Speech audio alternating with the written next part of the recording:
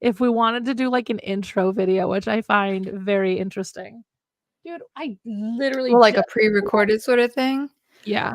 Welcome to Creative Accountability. Generic commercial music. Boop, boop, boop, boop, boop, boop, boop, Ooh, boop, I could probably boop. find one on Epidemic Sounds. Oh, 100%. There's like 5 zillion of them on there. Do you pay for Epidemic? Yes and no. I use it on one of the Minecraft series that I do, but I don't record it very often, so I kind of cancel my subscription, and then when I Okay. plan to do another video, I resubscribe because it costs so much. It does cost a lot of money. It's like I don't use it for every video, so I'm like, I have used it. I for like every video since I started getting the stuff, but It's that's just really what I not got. nice though, because like you can also like make a little playlist and have that in your background when you do streams and stuff. It's really nice. Yeah. I got tired of Incompetech music. Gee, I wonder why. Why? Because you've used it for forever. Oh yeah, because I've used it since 2010. That's very true. Like you're bound to get tired of it. Well, everything started to sound the same eventually. And I could never find just quite the right music. So I'm like, Right. I need a new musical like place. Cause I mean, he's great. He's very talented at making music, but not when it's just not diverse enough. Oh, okay. Okay, you wanna go outside? You're annoying me enough to make me pay attention to you. Scolding the pupper. Because the pupper misbehaves. Scolding the pupper when the pupper misbehaves. I'm gonna try and keep him outside for the whole stream. We'll see if that works. It probably won't work, but we'll see how far you can go. Yeah. Anyway, yeah. So I started taking this stuff, and I've been sleeping much better. Nice. Yeah. Oh, sorry. I didn't take it on Thursday because I wanted to be awake for the concert, and then I didn't take it Friday because I was already just so damn tired. I was like, that's just gonna put me right to sleep all day. So I started it back up today after not taking it for a couple days, which has not helped my road rage.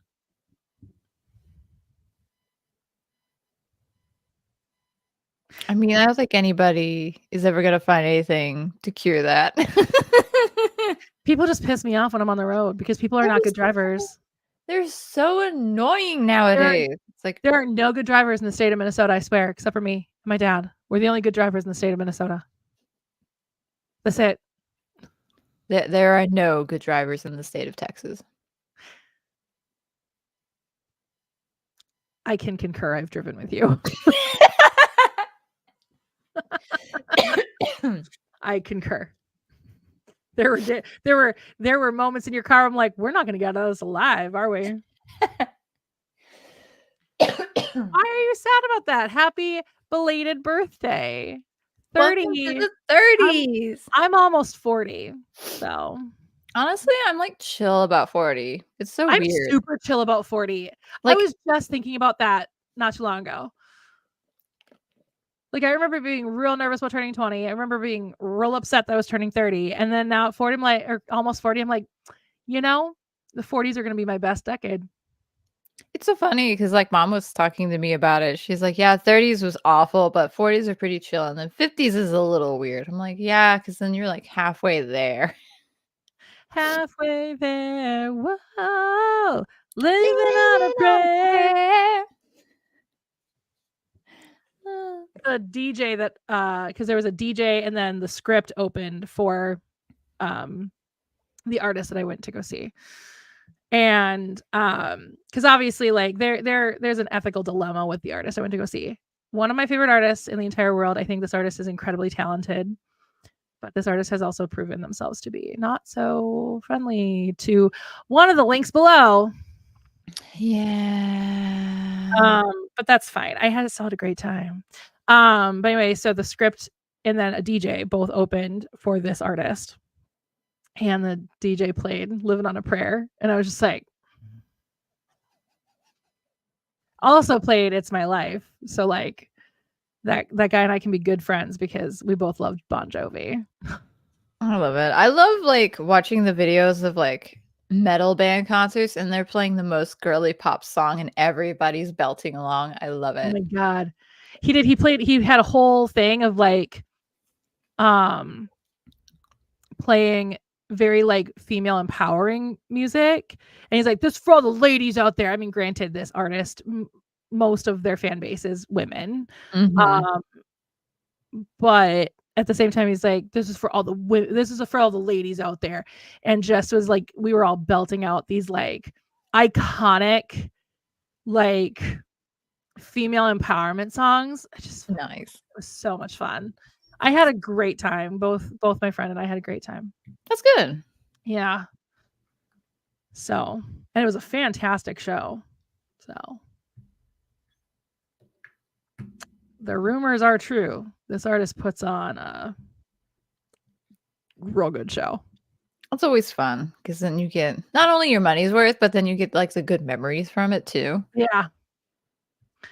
Yeah. I mean, as much as I did enjoy Kelly Clarkson, seeing Kelly Clarkson live, and Kelly Clarkson is my favorite singer of all time, but seeing Kelly Clarkson live was great, but that was more or less just because I've always wanted to see her live, and every time I've attempted to see her live, something has happened and I've not been able to.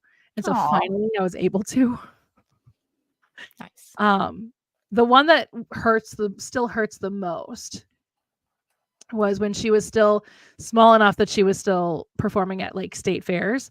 And so she came to the Minnesota State Fair and performed. Aw. And like I went to the state fair. I don't go to the state fair. I hate the state fair. So my old college roommate Jess got tickets to go see Kelly Clarkson at the state fair. I tortured myself all day going to the state fair because it's just too many people, and I've been pickpocketed before, so I just don't like it. And then Jess texted me and said, "Hey, I just got an email, or maybe it was a text, I don't remember. It was a long time ago now, that Kelly Clarkson is sick and will not be performing tonight." I had spent the whole day at the fair that I No. hate with every fiber of my being. Hate being there. No. It still hurts.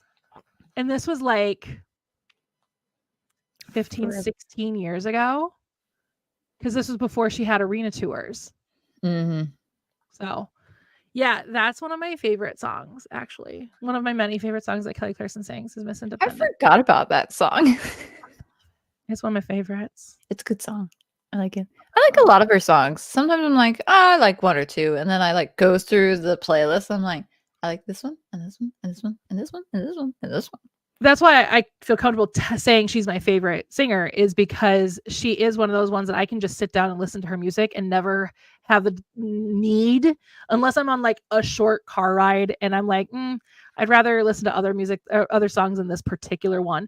But if I'm just going to sit down, if somebody were to be like, okay, you have to sit down and listen to the entire catalog of Kelly Clarkson, I'd be like, that's a good Right. time. That's a good time. Nice.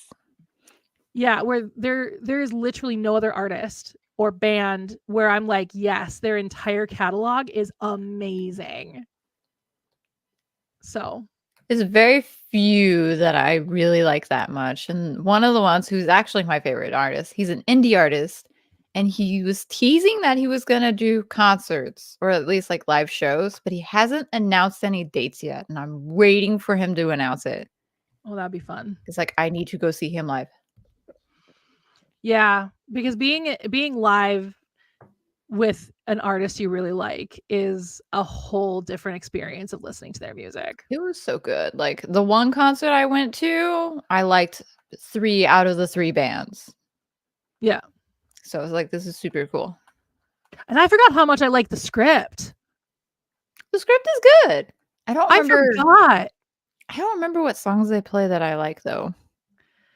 Well, every song that they played that night, I was just like, "Oh my god, that's right. This song. They sang this song. I love this song." This was like my high school song. Like, I love That's this always song. funny. Because they're from the, their biggest heyday was the early 2000s. But Early 2000s pop punk Mild rock is my favorite. Yeah. So, hold on. I have to know.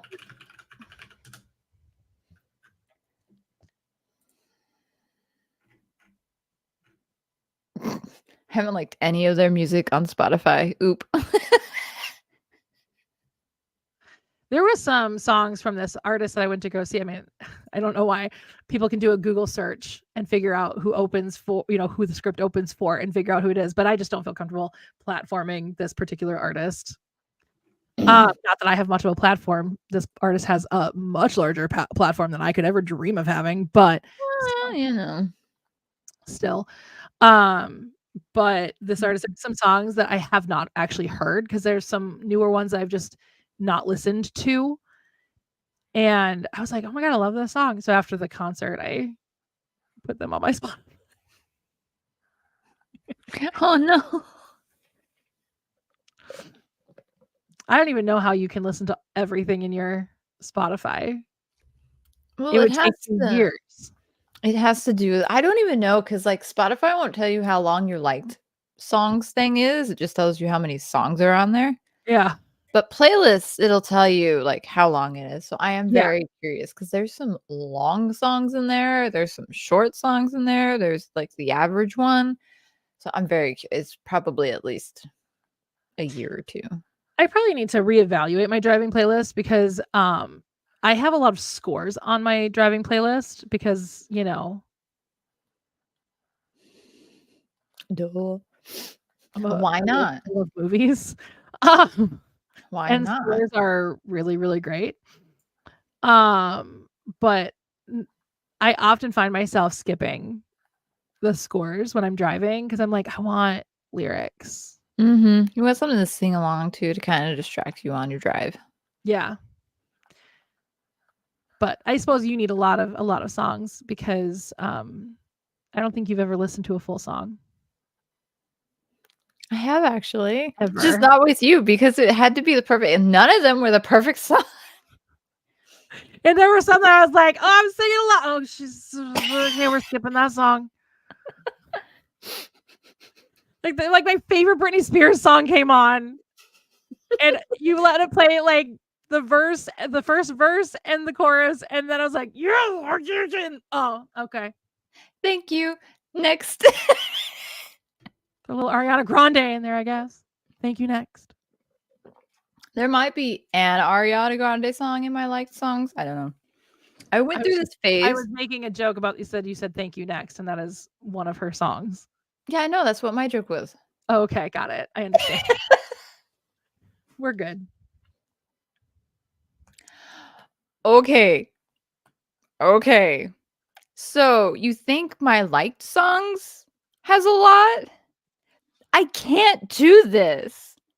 I literally have, so my car is new enough where it's got like the USB, so you can put music on a thumb drive, USB drive. It has that too. It has 3 artists in there and like all of their discography. So it's like, imagine it's just 3 artists. Now blow that up like times 10,000 or whatever have you, because I've got over 1,000 CDs, physical CDs, and then I've got who knows how many digital CDs, singles, EPs, what have you. So it's like you throw that all together. I cannot do this.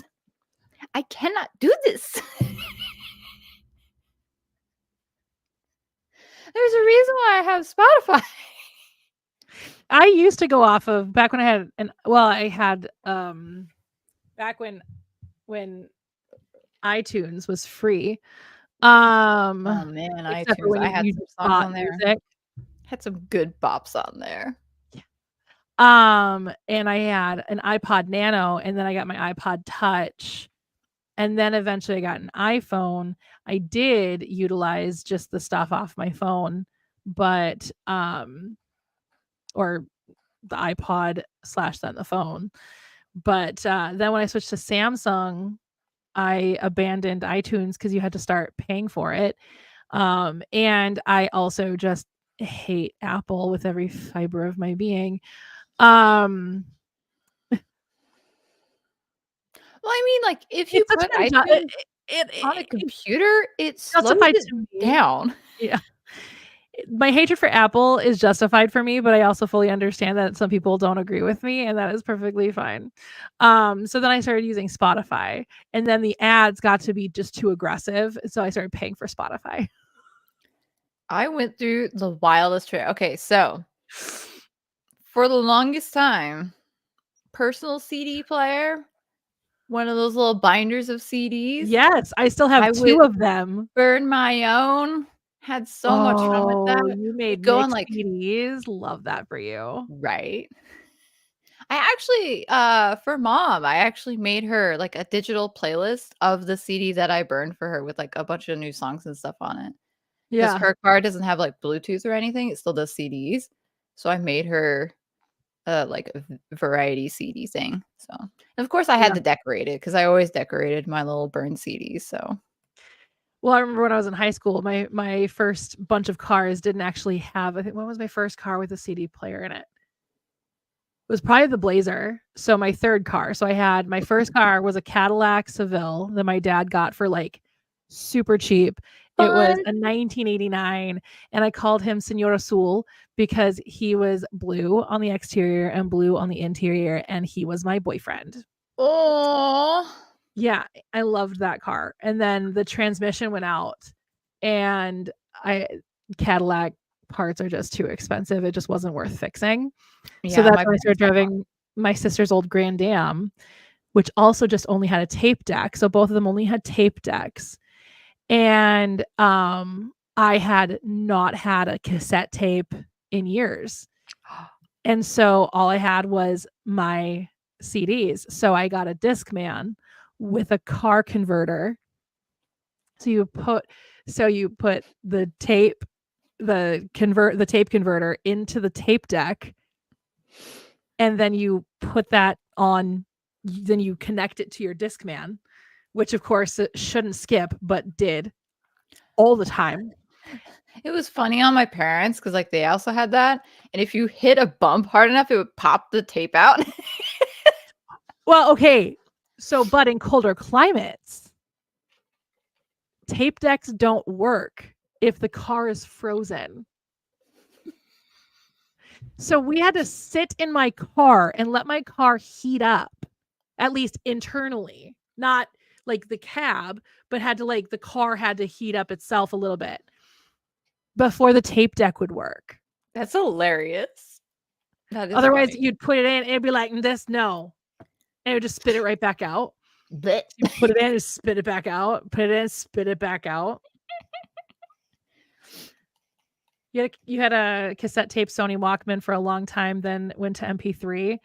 It could hold maybe 16 songs. I remember thinking it was so exciting when I got my iPod Nano because it could hold 500. And I was like, that is so many. I will never have more than 500 songs.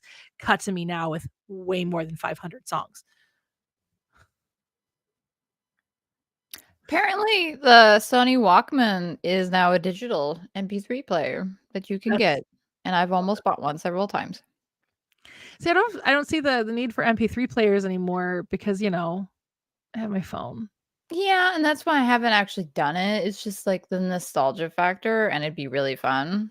Yeah. 'Cause But then again, I guess I get it because like I told when I was talking to my parents about listing my okay, so fun fact, I listed my camera, my mirrorless camera up for sale because I want to get a new camera. Anyway, so I listed that on Facebook Marketplace last night and might already have it sold, we'll see. But then I'll buy my new camera. But anyway, I was talking about my parents about it, and my dad grabs his phone and like shoves it in my face. He goes, "Look, I got a camera right here." And I was like, "Yes." And cell phone cameras are good cameras, especially Samsung's. Fantastic cameras, right? but they are not the same as a mirrorless or a DSLR, which even DSLRs are going out. Mirrorless is the Hmm. most common like digital camera with a removable lens. Um, Interesting. yeah.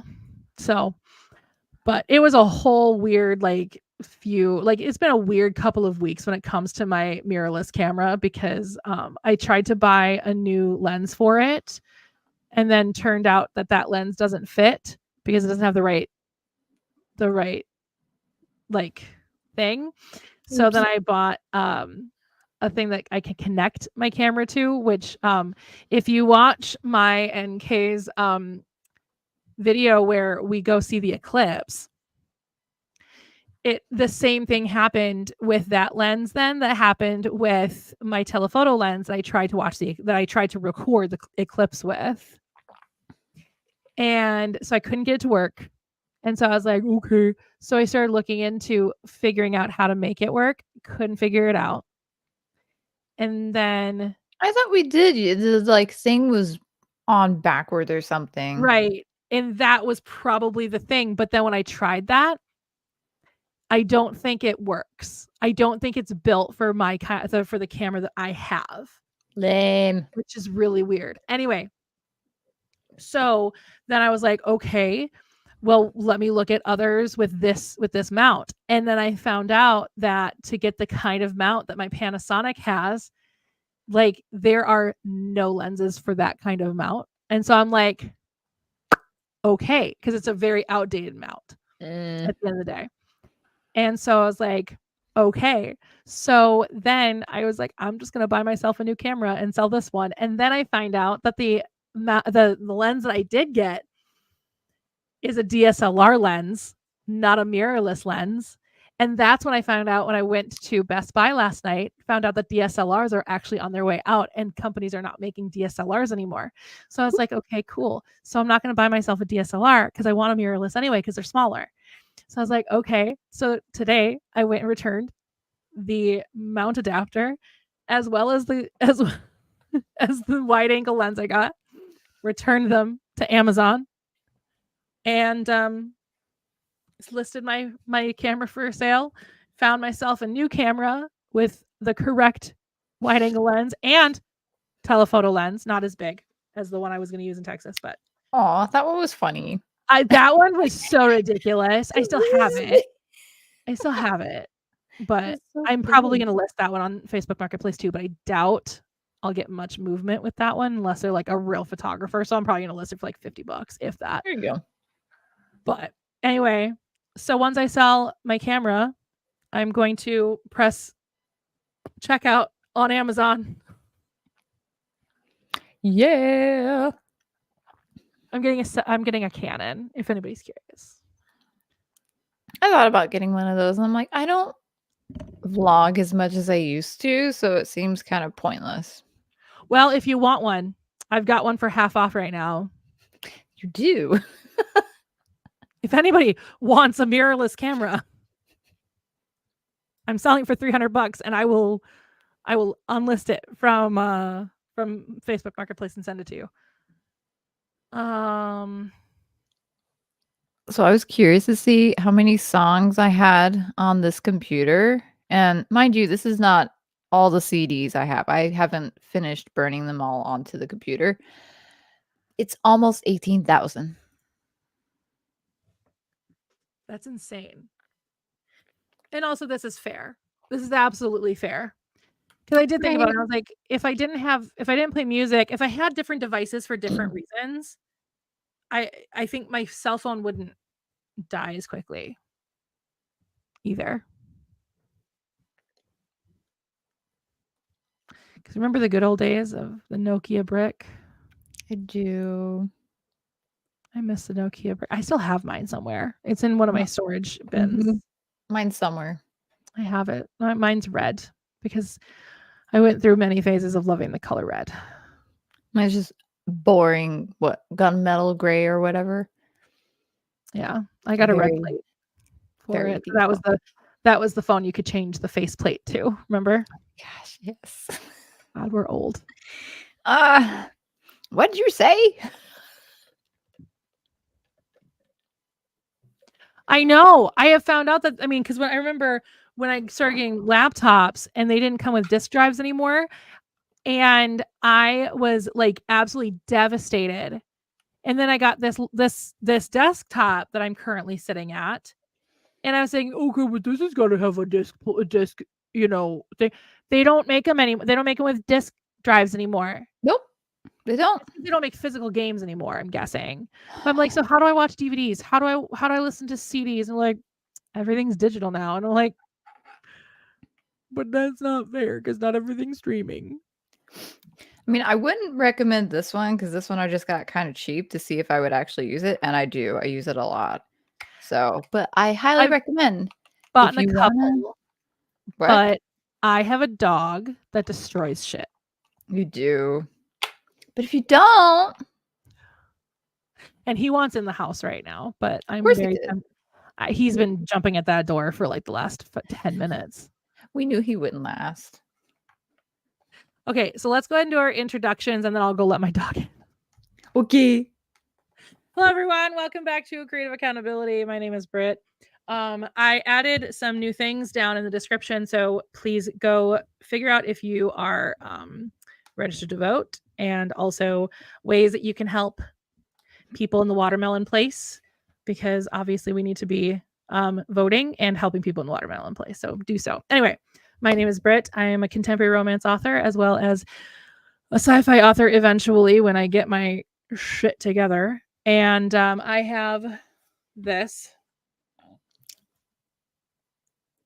Steepwater's my debut novel about just Lori and her friend Ryan, who go on this cruise with Lori's family, pretending to be engaged because she wanted to get her mother off of her back and just blurted out one day that she was engaged.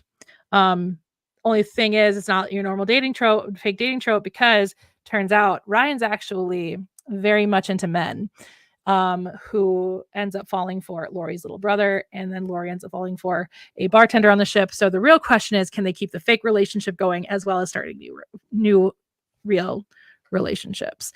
So that's what Deepwater is about. It is my pride and joy. I worked very hard and very long on this book. I started it in 2018 and finally released it almost a year ago. By the next time our next stream happens, it'll be a year old. Yay! For 7 last year. I know. I'm so excited. And I love it. It is my little pride and joy. But anyway, yeah, so that's me. I'm going to write under a pseudonym for my sci-fi fantasy stuff because those are all going to be young adults, so no spice in those. And so I want parents to know what of my books are safe and what books are not safe, because I'm not going to make it like a big mystery. I'm not going to be like, I don't know who this person is. It's going to be, something that I'll promote on my social media just like I do my own books. It'll just be under a different name because, again, that name means safe for young readers, where my real name, not safe for young readers. So that's me. Hi, me. It is I. You have so many dad you are such a dad. It's so funny. During the meeting, I had to make a dad joke because one of the guys who's the head of department was supposed to talk, but then he had to open one of the departments before the meeting was over. So he makes bad jokes too. So I had to make a bad joke in his place because I had to. But it just flows so naturally. It's funny. Yeah. My dog may have given up, for the record. Eventually he does. He'll eventually give up and just go lay down by the door. He'll be like, guess this is my life now. I live outside. I guess this is where I live. I can't even let him. Oh, there, he's at the door again. Because here's the thing. My old dog, Cosmo, he was absolutely Eeyore. This one is Tigger. I can see that, yeah. Anyway, sorry, your introduction. Hello, everybody. I'm Kay. Nice to meet you. Although I'm pretty sure everybody in the chat has been here at least once before. So, Props. Your pen name be spicy. I missed that. No. He's funny. Yeah. So I write, or I'm attempting to write, a space opera fantasy horror series that is not cooperating any in the least bit. It's being a pain in the butt. It's like trying to drag a toddler out of the house. Impossible. But we're working on it. Yeah, so that's me. Nothing published yet. Nothing posted yet. I think maybe somewhere in the aether there's like an unfinished. Oh yeah, no. On my other Twitter account, there was an unfinished choose your adventure sort of thing going on. So that was fun. I should do that again. That was fun. Interesting. My dog's getting really aggressive with the door. I should probably go get him. You should probably go get him, yeah. I shall reign supreme for the live stream. Hello, everybody. How are you? Are you doing good? I hope you're doing good. If not, then I hope your day gets better. Because better days are better. I've only had 1 hour of sleep, so if I'm a little funky, that is why.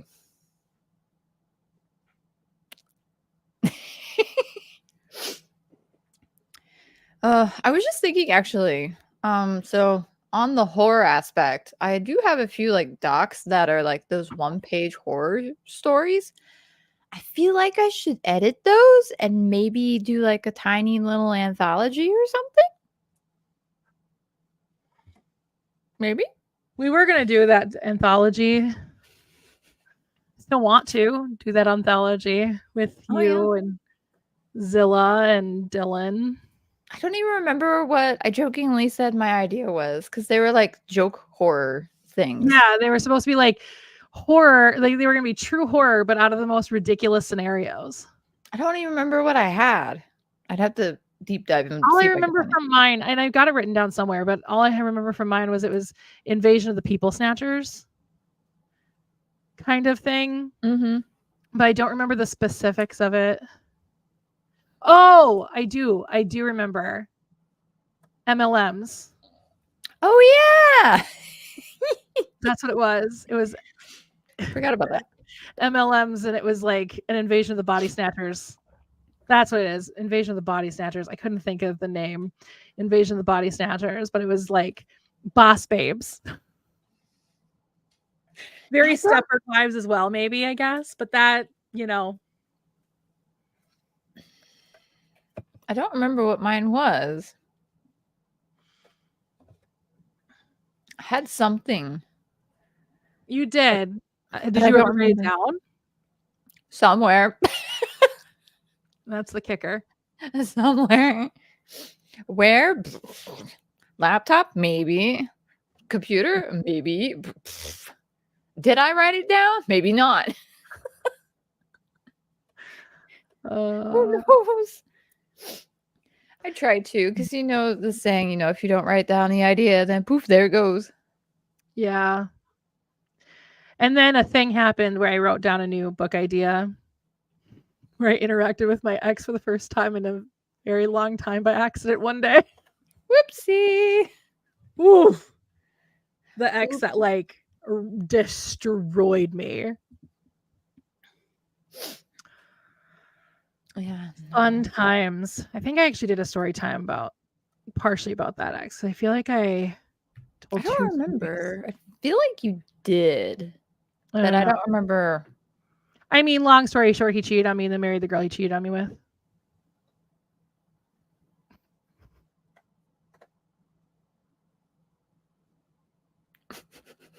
My nose just looked weird for a second.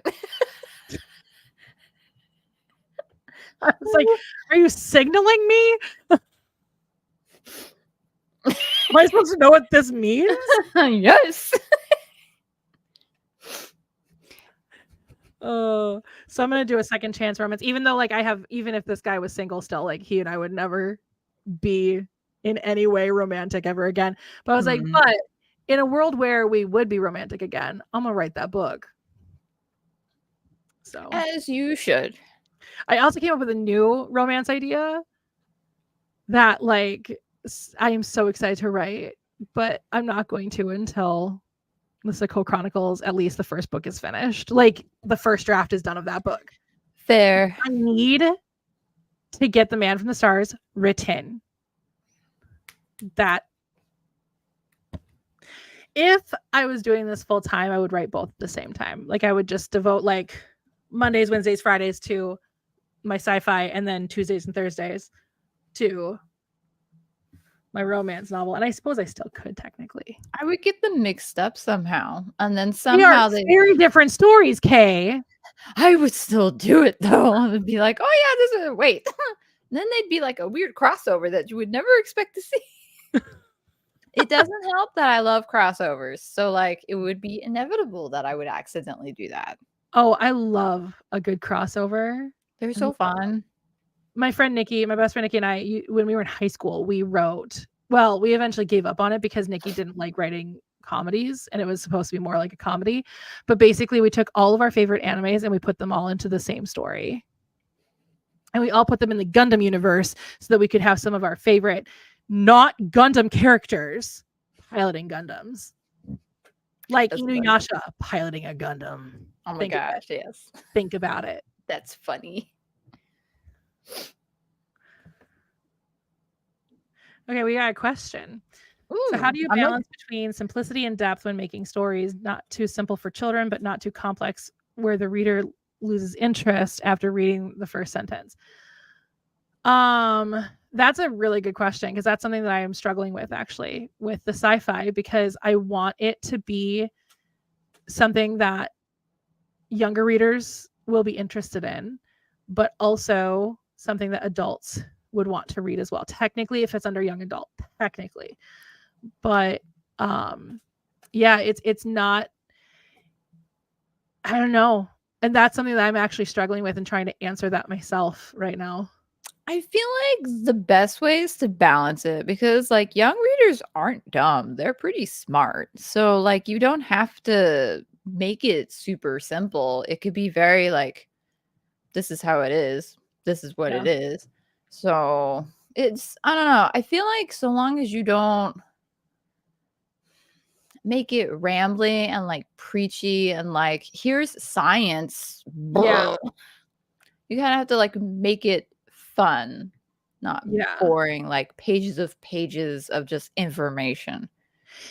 Yeah, and for me, I try really hard to not be pretentious. Like I've got a pretty extensive vocabulary, but I don't utilize that very much in my writing. I try to keep my writing very common vernacular, if that makes sense. Mm-hmm. So like I don't write flowery at all, you know, because I've certainly sat down to read a book and gone, this shit is just nothing but flowery wording. Like I understand all of these words. It's like, but like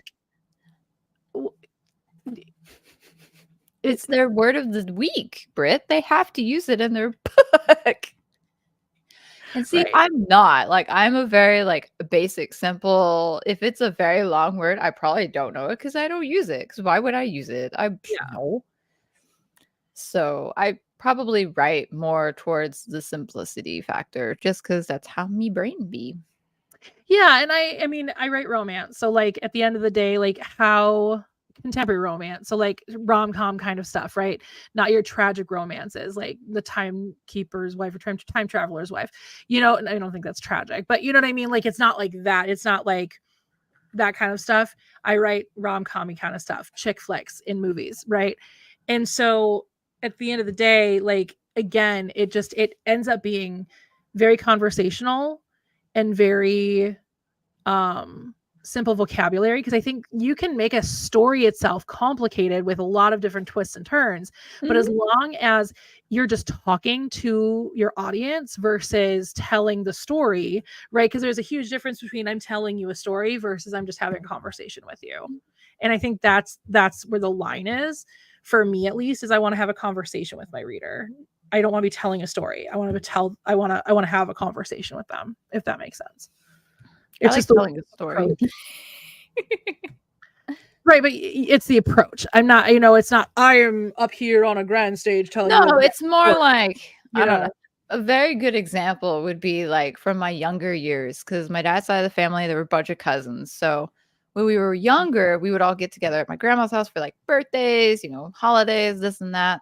So I would like tell an outrageous story and they would all be like sat and focused and like enjoying the story. And it'd just be like this outrageous thing about like some guy who got shrunk down and now he's going on an adventure or something. So I don't know. Yeah. It's definitely like the energy you bring towards telling them the story. Because it's like Right. if you're like, oh, sit down and listen to me instead of like, so here's what happened. And oh my gosh, you won't believe what happens next. Right. And that's more or less the kind of thing I was trying to get at of like having conversation versus telling a story. You know, I'm not up here giving a monologue. I'm just telling, you know, I'm just giving you this. I'm like, we're sitting down for a cup of coffee and I'm like, this is what happened next. You have tea? Yeah. But I hope that I do answers. too. Well, no, I actually just have water. Or maybe it's vodka. I don't know. So do I. Except it's water, not vodka. Mine's also just actually water. Are you sure? I might be part Polish, but I'm not that much Polish. Just kidding. I know. It's just Polish vodka is just the best kind of vodka out there. The Poles invented vodka. I wouldn't know because I don't drink it. Oh, I love vodka. Anyway, I'm not a big drinker.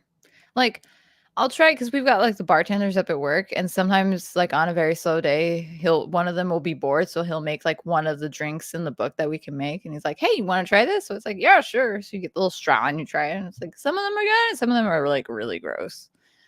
yeah. So like, When I was 15, my mom wanted a drinking buddy. I think the most alcohol mine has ever had was a wine cooler. She does not drink. No drinky for her. And by that I mean it wasn't actually my mom being like, "Here's some wine, drink it." It was literally I was like, "What does wine taste like?" She's like, "You want to try it?" And I was like, "Sure." Ooh, interesting. You'll have to share that with us because I would love to read the webcomic. I would say to maybe read a YA book or like a comic or something that's centered, like focused towards like not like the young kids, but like the kind of older kids. And then that'll give you like a feel for what you would want to do, what you wouldn't want to do, and that sort of stuff. So. Especially if it's a webcomic, I would look at graphic novels specifically that are geared towards that. Yeah, absolutely. Good idea. Also, yay, webcomic. I'm so behind on my Webtoons comics. I mean, I love a good comic. Like I've been trying really hard to get back into comics. The last year or so, I've been trying really hard to get back into comics. I've got a lot of graphic novels now that I need to read, but one that you might want to check out, like, especially if you've got like a library card and you have Libby, they have the web version, or not the web version, sorry, the comic version of Animorphs. Any chance I have to like say, hey, that's a really good book series. Even though You already got me to buy the Kindle ebooks, Britt. Calm down. Which I need to finish reading those. I went in a weird, like, I don't know, my brain for reading and stuff is just. But I'll tell you what, Animorphs is a really good example of writing not necessarily for a young audience, but writing with a young audience in mind, while also maintaining a complex story that can go really dark, because it does. So I highly recommend that, because I think that might help you with pacing specifically in a comic, because pacing in a comic is incredibly different than pacing in a book. So this is true. I don't know anything about writing comics because I've never written a comic, but I've read them, so I know the pacing is very, very different. So. It is. Pretty pictures. Oh, yeah, I would love to read your webcomic. All right, so let's take a look at our goals from last month and see how we did. My first goal was survive work. Clearly. Did you survive? I am here. You're here. You survived. Yay! So my busiest 2 weeks is up as of yesterday. However, that does not change the fact that it's still the busiest season for my industry, which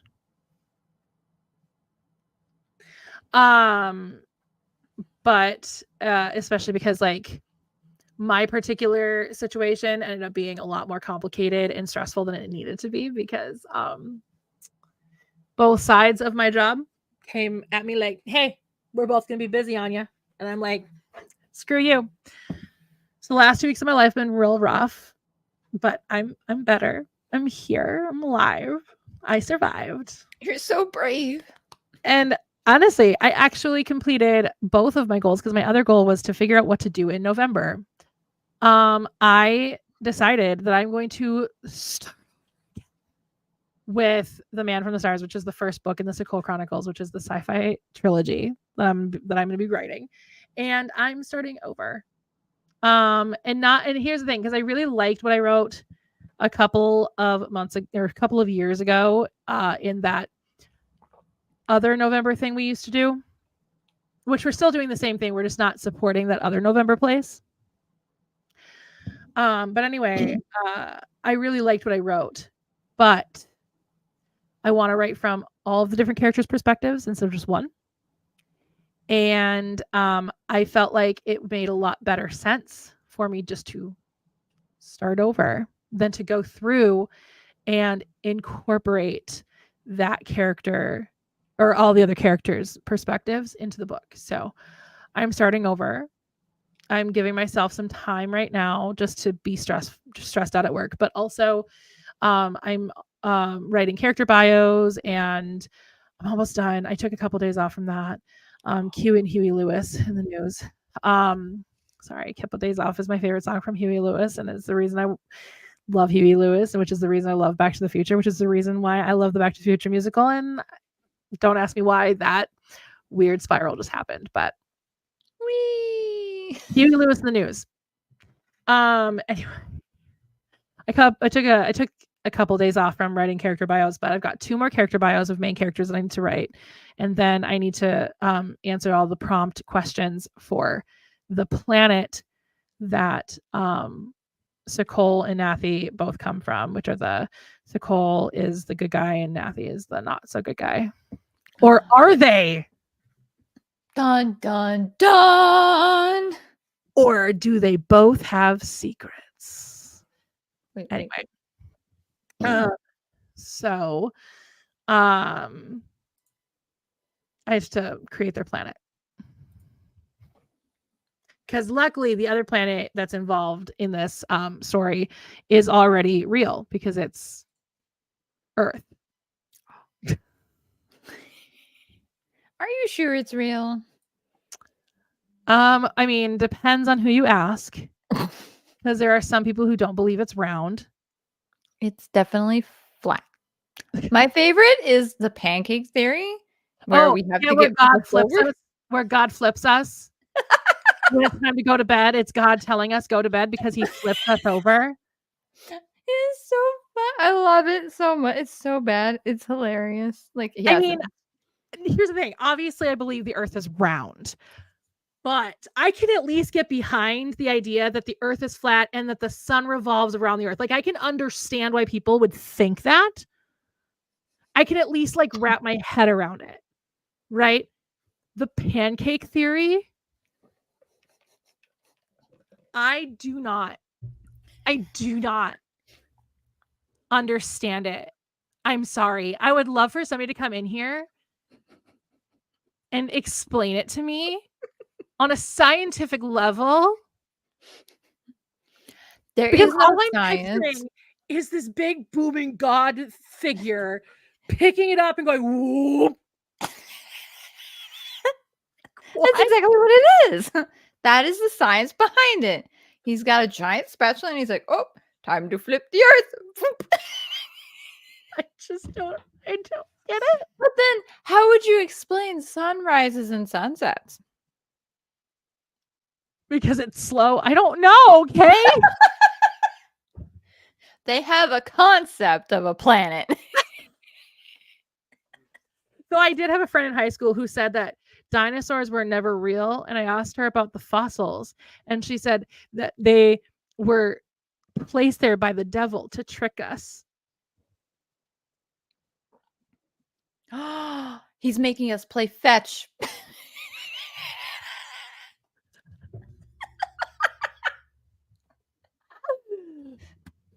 Get the There's your horror story. Devil There's in the your bones. ridiculous concept horror story. Devil in the bones.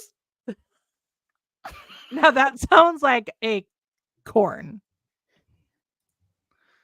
Only if you twist it a little. That sounds spicy. I should said know. the devil in spicy. the bones, not the devil bones.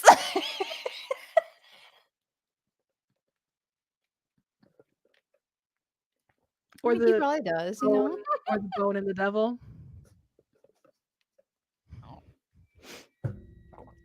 The devil is in everything, including the bones. Anyway. Okay, your goal was to find out why Galaxia Morbidus is being a big stupid face. And you know what? I still don't have an answer. I thought you were close though. Like I thought you were figuring some stuff out with it. I was, yes. So what I did was I restarted the original idea. Yeah.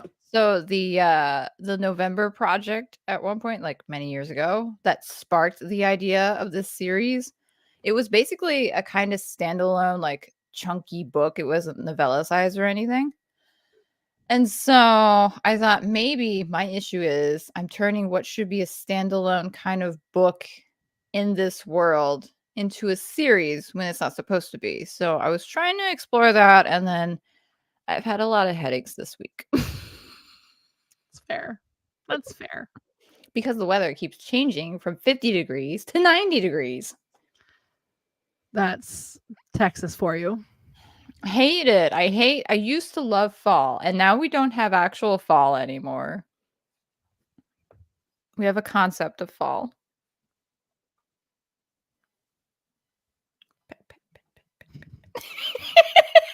And what makes you think I wouldn't like that? This sounds amazing, actually. The only time I don't love gore is when it's in a movie for some reason, and I think partially because I've had a fake blood squib in my mouth before, and so anytime I see squibs go off, it just makes me gag because I've had that awful taste in my mouth. So I think that's the only reason I really don't like gore in movies. But when it comes to like illustrated horror gore, I can handle that. And Angels and Demons, I mean, give me more superheroes. I'm literally rewatching Smallville right now, and that's about a superhero. Well, and almost he becomes a superhero at the end of the series. If you know anything about, spoiler alert. It's so funny because like the episode we watched, one of the episodes we watched last night was Lex Luthor kind of being a dick, and Mom's like, I don't like how he's being such a jerk, and I'm like, Mom, he's evil. He turns evil. Spoiler alert, Lex Luthor becomes the bad guy here. There's a reason why he's unlikable. Yeah. And then religious themes. You do realize my favorite anime is literally a social commentary about using religion as a weapon. I love all of those things. It's like the perfect smorgasbord. Yeah. Trust me. And that is a hot market right now, let me tell you. So I will gladly still give it a shot and read it. Right? Like we want to try. We want to taste. Just because I don't write it doesn't mean I can't enjoy it. Right? Like I'm so behind my Junji Ito mangas and stuff, but it's so creepy and good. I don't have any manga anymore. Sad day. Mine's all out there. Actually, no. I do. They're just all in these boxes. I have some of them over here. I have like 3 or 4 because I thought I might read them. I haven't. That's not fair. The manga's not in these boxes. The mangas are in the other boxes. You tell a lie. I can't believe you've done this. Can I do? What can you say? I'm just a You're lying jerk. What can you say except you're welcome? Do not put that song in my head. Don't do it.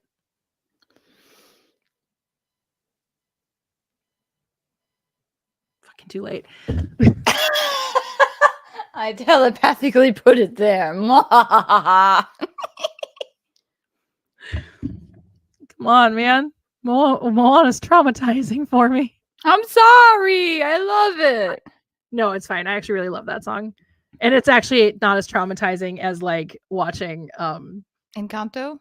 Encanto like ruins me every time I've seen it.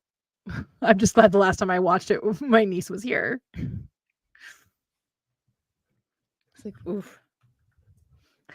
But yeah, so I mean, you've still done some thought work on it. I have. It's not like I haven't found the solution. I've just found the concept of the solution. So we're still working on it. It's my new favorite phrase. I'm sorry. Concepts of Concepts of stuff. Yeah, I mean that's kind of how I feel about you know, the Sequel Chronicles. It's a concept of a trilogy. Mm-hmm. You have the idea there. You just gotta, water it a little. I'm so tempted to buy that writing prompt thing. I don't know if I would actually ever use it, but I'm very We would tempted in this to. stream. Right? So it's like it would be productive for the stream. We could do like a fun off stream where we write a prompt. Exactly. That's Or exactly what I'm talking we about. pick a prompt that we have to finish by the next stream. Right. Exactly. Well, let me tell you, it would be something that we would utilize. You're just encouraging me to go on Amazon and buy the stupid thing. Just hope that we can eventually monetize this stream and then it could be a tax write-off. Or I could use all my several dollars of points and make it cheaper. That's what I did to get that wide angle lens. Luckily, it's all going back on my Amazon account. Ugh, stop making me log in. How many points do I have? I have enough points where I would still have points left over after I used all the points to pay for this thing.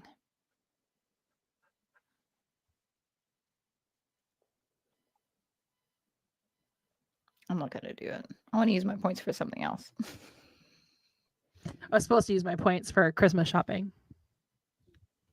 I still need. Nobody's told me what they want for Christmas. What? Nobody's told me what they want for Christmas. It is October. You have to shop early. Also, happy Community Day to those who celebrate. Happy October 19th. But don't forget, October 19th is not a date. It's a state of mind. I have a state of mind.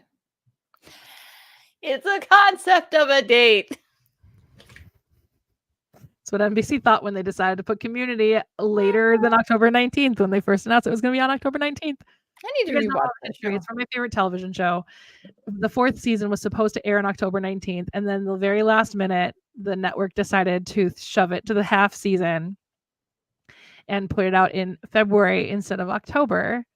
And so the actors all got together to film an announcement in character, and they decided to say October 19th was not really a date. It was more of a state of mind.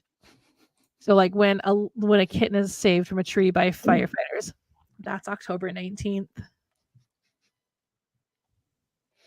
That's October 19th. I kind of wish I'd bought this writing prompt thing before this stream so we could have it for this stream.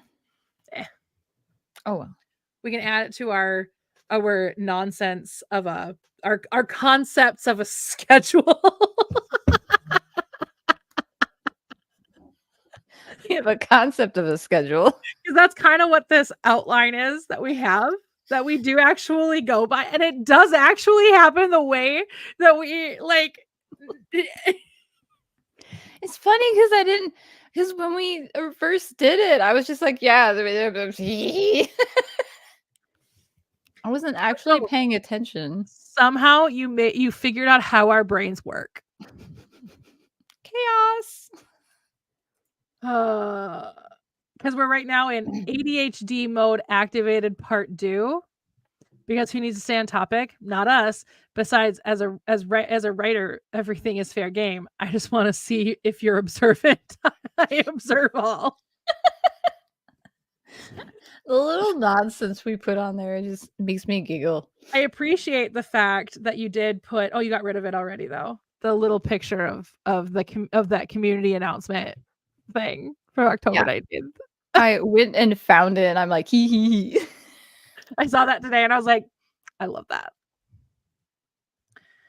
Also, who likes our new thumbnail? Because I'm going to start adding it once it's finished, because I'm waiting on someone to give me an updated picture of themselves.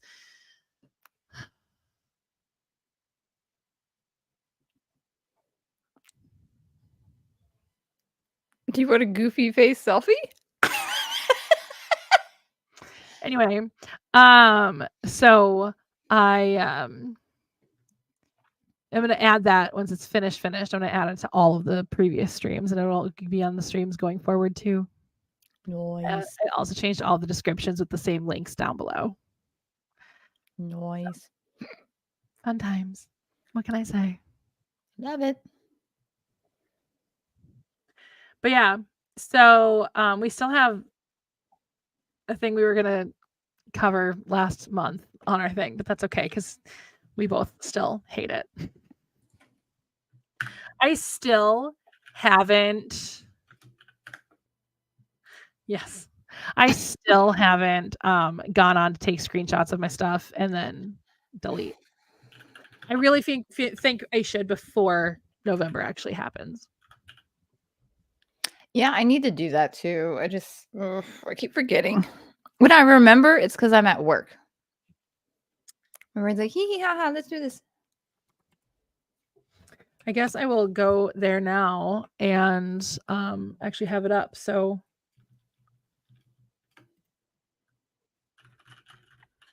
I can. I want to like type a bunch of nonsense with this keyboard. I got a new keyboard since the last stream. Britt knows this, but y'all may not know this. So I got a new keyboard and it's shiny, but it's also smaller. It's not a 10 key. It's a 65% key, which means it doesn't have the 10 key. The little arrow buttons are on like the bottom right. So everything's kind of squished and there's no F buttons. You have to hit the function and then the number to get that. So, but it's so small and it actually weighs quite a bit. Like it's a pretty hefty guy. Well, it's a mechanical keyboard. They're heavier than like the silent ones. No, because like my previous one before this, the one that made me decide to buy this one because it was driving me nuts. Don't get a Razer keyboard. They're so annoying. Hello? Hi. The Razer keyboard that I had was so annoying because it would just randomly like illuminate in the middle of the night. And I'm just like, I'm over you. So I have thrown it in the closet because I say this one, if my cat wakes up my computer, this one will illuminate in the middle of the night, but it doesn't affect me. And it won't be a problem when I move upstairs because when I move upstairs, my computer will not be in my bedroom, facing my bed as I sleep. Stare. I put my webcam down. Same. It literally faces the wall. It won't be such a big deal when it's in a whole different room that I'm only ever going to be in to do creative things in. Versus my bedroom where I sleep in and change in. And if I ever find someone that wants to date me again, do other things in. Spicy things, you know. And by spicy things, I mean eat spicy chicken in bed. Duh, obviously. Now you know you can't eat food in bed. Then you get crumbs, and that's how you get ants. No, the way you would get ants is hire exterminators to come and exterminate, but have that be a scam. And then you get ants that way. Actually, oh I know no, that happened this summer. That's not good. Yeah, they keep calling and texting me saying you still owe us money, and I was like, We have more pests. We had more pests in this house than we have ever had after two trips to our house. Fired. They are fired. So I have taken pictures. Obviously now it's pretty much done, but I took pictures of ants and spiders and shit in our house, and the fact that my cat was killing mice left and right in this house still is. And they were supposed to take care of all of those things. All of those things. Anyway, so no, I'm not paying them. I'm not paying them another dime. They already got a couple $100 from me from the first two like visits to the house. And now they're like, but you didn't go the whole year. And I was like, that's cool. Anyway. So. Did we respond to the comment? I don't remember. This one, no. Hello. My only concern will be about pacing. I want to tell a lot in a story, but not too much where the flashbacks are longer than the actual story. I get that. I wrote a first draft of a book that had a substantial, because they knew each other as children. So as I was telling the story, I was also going into flashbacks of when they were young and growing up, and then how they ended up losing their friendship. I'll eventually probably release it, but I just haven't yet because I've never revisited it. I understand that because I had to find that in that balance as well, because I had to tell the story about how they were friends before this, for them to fully understand, or for the reader to fully understand like the stakes in the story, you know. So I get that. It's like you could also do like a little bit of flashback in like the beginning, so like a couple of panels of flashback, and then make it obviously framed so people know it's a flashback, and then modern day times. So the flashback could have like a continuing story alongside the present day one. Yeah, that was my recommendation, was make sure that the flashback is obvious, because like in the book that I wrote, visually it is told by the flashback being in italics. So then that way, whenever somebody saw a full paragraph of italics, they would know in that book that that's a flashback. And so, you know, figure out a way to really showcase the fact that it's a flashback. Maybe it's in black and white instead of color, or maybe it's in different shaped boxes, like, you know, something that would differentiate it visually, because even in prose, differentiating something visually is important because of the fact that, you know, you're trying to differentiate two different time periods or two different elements, right? So, but that'd be my recommendation. It's smart. Yeah. But anyway, yeah. So yes, the old November thing is disgusting. We discussed it last. It will be overthrown with the new November thing. The new November writing challenge. 50K for 30. It was either 50K in 30 days or 30 days and 50K in 50. It was one of those, and I can't remember which one. I can't either. But it was like one of those where you find an alternative, and that was one. I'm like, oh, this kind of rhymes. That's kind of fun. So I just call it the November writing challenge now. The November project. Though I feel like to really get, you know, you to write, we should do it in February. 50,000 words in 28 days. Oh my God, no. What would that even be? Gotta bust your butt. Well, that's easy. Just do calculator. Well, that's what I'm doing right now. 28. Wait, no. I'm gonna do 50,000 divided by 1,785.7. Yeah. So actually not a ton more. But you would have to subtract a day because one of those days is my birthday. So You can't write on your birthday? no, it's forbidden. My fingers fall off if I try. That sounds like a personal problem. It is a personal problem, which is why I avoid it.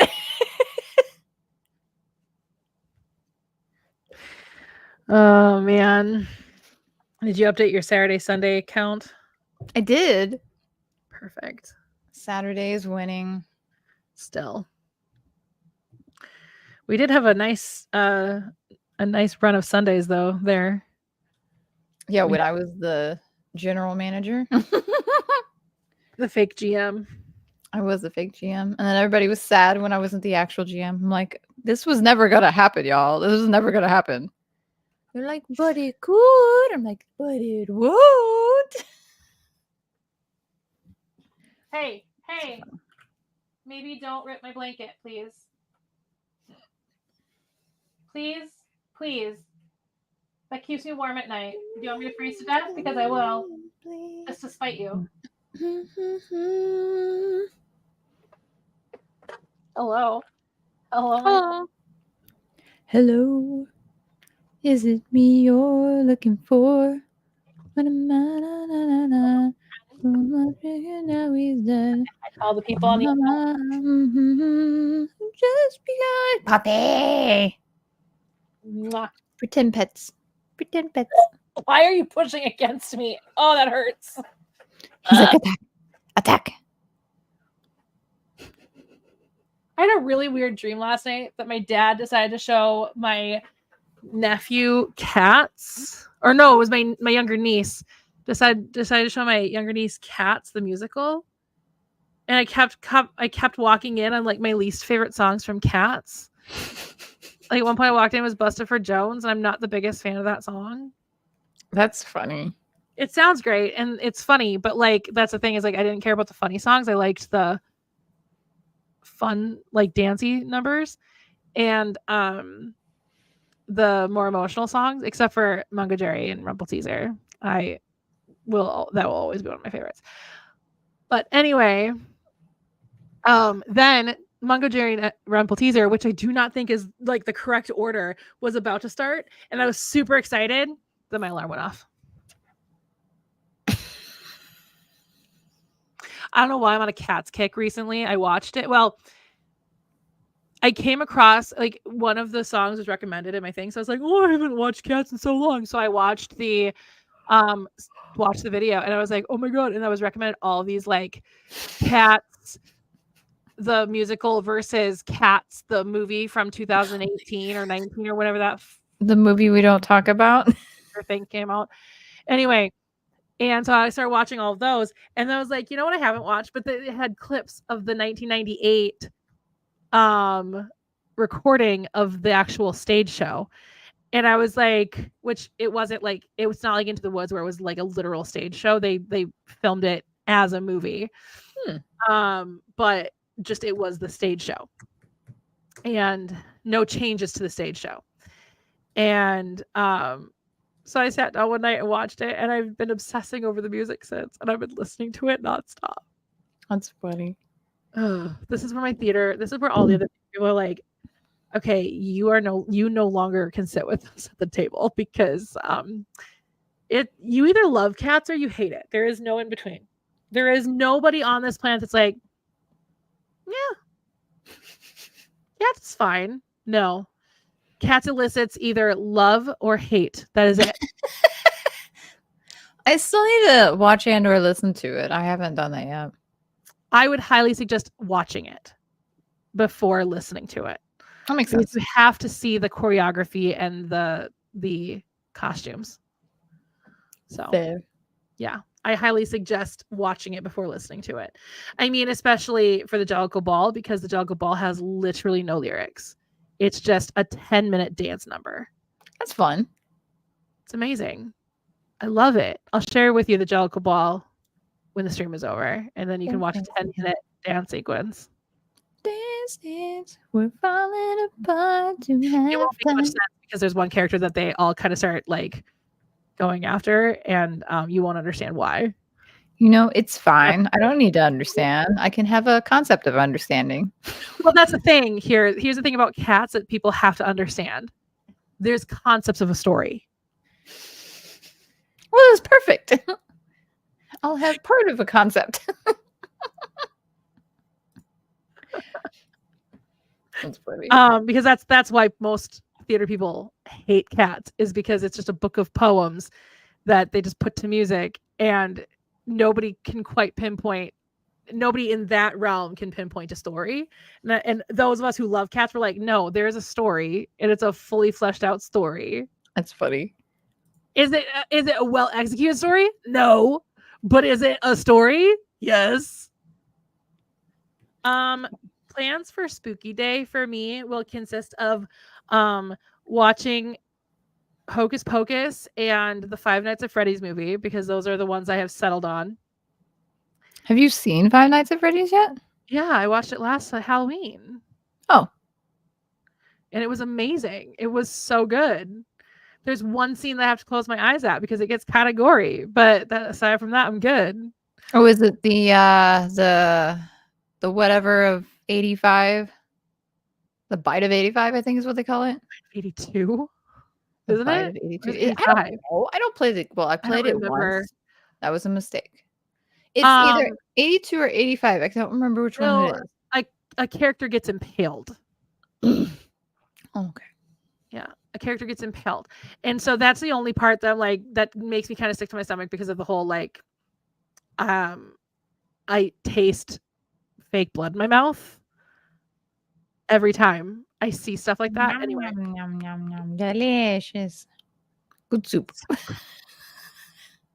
Anyway, and then also pretending I'm going to hand out candy, but nobody ever comes to my door. So nobody in my neighborhood. I've got a pretty old neighborhood, so there aren't a lot of families in this neighborhood. So I have the porch light on. Also our porch light's a little weird. It's not super bright, so there's always the possibility that people don't necessarily see it. That's possible. But yeah, so I other than that, not a lot planned. I'm just gonna probably watch Five Nights at Freddy's first and then watch Hocus Pocus, because I'd rather end on a funny note. Yeah. Though I was tempted to also try and figure out, but I work that. Is it a weekday? Yeah, it's Thursday. It's a Thursday, yeah. So I can't watch too many movies, but I also want to watch Beetlejuice and then Beetlejuice, which now they have to make a third one because they have to call it Beetlejuice. Right? Like now you gotta. Nope, it didn't happen. I wish I had a way to just jump scare Beetlejuice. Like, rah! I wish I don't have anything Beetlejuice related. So it's like I have the movie somewhere. I don't. But it's also streaming, so it is. That's how I watched already. That's how I watched it. Yeah, it's a pretty good movie. Like, I liked it. Hey, stop messing with the blanket. Thank you. Anyway, yeah, I liked the movie. It was good. Did you actually watch the movie or no? Okay. Which one? FNAF. No. I played the game one time at night in the dark. Couldn't sleep for several days. It probably also didn't help because back then I was working at a location where you were in a small room and there were the camera screens right there for you to look at. So way too much of work. Fair. To be fair, so I almost got a job with a Kohl's nearby that I would have been the loss prevention manager. So literally that would have been my job. The exact same thing. Just sit in a room watching monitors. And I will tell you what, FNAF would have scared me a lot more had I had that job. Yep. So and I think that was also when I would do a night shift too. So that probably also didn't help. Man, yeah, FNAF is not the right move for you at that time in your life. It was one of those things where I was doing like a fun little stream for like scary movies the whole month of October. And one of my streaming friends gifted me Five Nights at Freddy's and was like, "You have to stream this." And I'm like, "Okay, we'll try it." I have it hidden on my Steam library because I do not want to see it ever again. It has scarred me. Dude. My full 1 minute stare at you did not make you realize that's not what I want you to do. He is driving me bonkers. When does he not? When he's sleeping. Sounds about right. Sounds about right. Oh, I have no plans for Spooky Day. You have no plans for Spooky Day? I will be working. I may or may so I haven't decided. So the spinoff for the WandaVision show is ongoing right now, and I think the final episodes are releasing on Halloween. And I do have access to Disney Plus. So I'm trying to decide if I want to binge watch it that day or if I'm gonna wait and binge watch it on Saturday when I'm off. No, I can't do that because it's my brother's birthday. Go to a couple of streams ago where we gave you his YouTube channel so you can go and wish him a happy birthday on his birthday. Then he'll be very confused as to what in the world is going on. And I think Hey, happy funny. birthday! Be like, what is going on? Happy birthday! No clue. Oh, itchy butt. Oh, it's an itchy butt. Oh, he has an itchy butt. I have to itch now. I have to itch his butt because it's an itchy butt. It's funny. Yeah, Spooky Day is fun. Like I said, I will pretend to which is why I buy candy that like I'll buy like Reese's and Hershey's, which are candies that I like, so that when I am inevitably stuck with this candy, I will in fact eat it instead of like, oh, I don't like this candy. So Beetlejuice. Beetlejuice.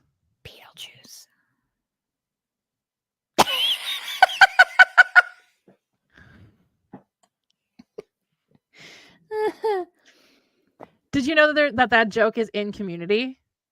Is it really? So, season 1, somebody says Beetlejuice. Season 2, somebody says Beetlejuice, and then season 3 Halloween episode, Annie says Britta says Beetlejuice, and then you see a Beetlejuice person dressed as Beetlejuice walk in the background. Okay, yeah, no, I did see that like picture, and I'm like, oh, that's funny. Yeah, so they say it 3 times, and then you see Beetlejuice. Yeah, love it. Love it. That's funny. I love it. I also think it's hilarious how Beetlejuice is not spelled like the movie, but they spelled the movie name differently so that people understood how to pronounce it. Mm-hmm. And it's literally the only reason it's spelled that way because his name is not actually spelled that way. Nope. It's so funny. It's like Beetlejuice. Because in the movie, it's spelled the way it's supposed to be spelled. But the name of the movie is spelled differently. That's my favorite little, like, stupid fact. Beetlejuice. I used to watch Kaku Renbo. I haven't watched Kaku Renbo in a couple of years now. That used to be one of my have-to watches on Halloween. It won't be watched this Halloween because I don't think it's streaming anywhere. And it's packed because I did pack all of my anime. There were a few TV shows and a few movies I kept out while I'm waiting to move upstairs. But the anime I don't really watch anymore, so I packed that all away, and I have been tempted to not unpack it. But I'll unpack it. That's funny.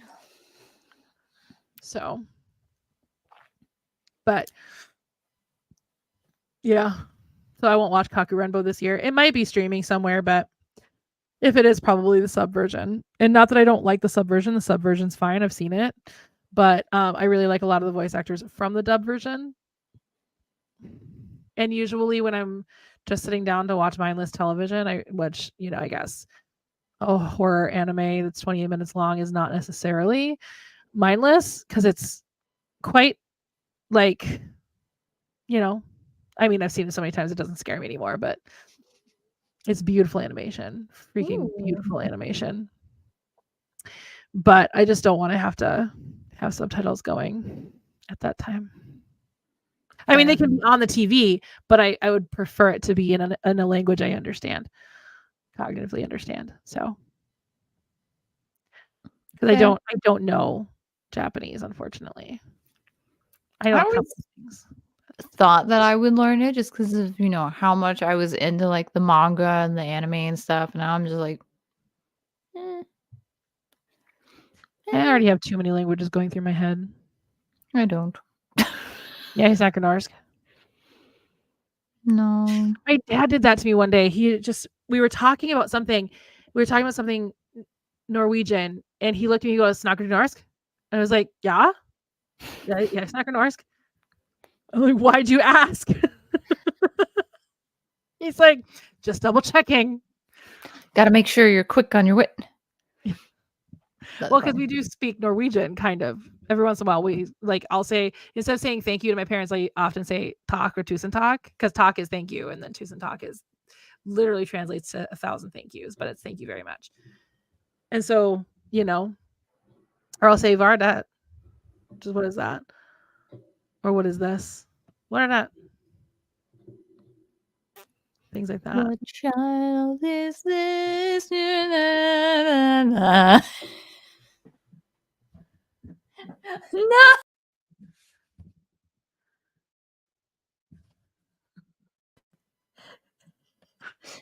I saw the thought crossing your mind. I was like, I'm gonna be fake banned.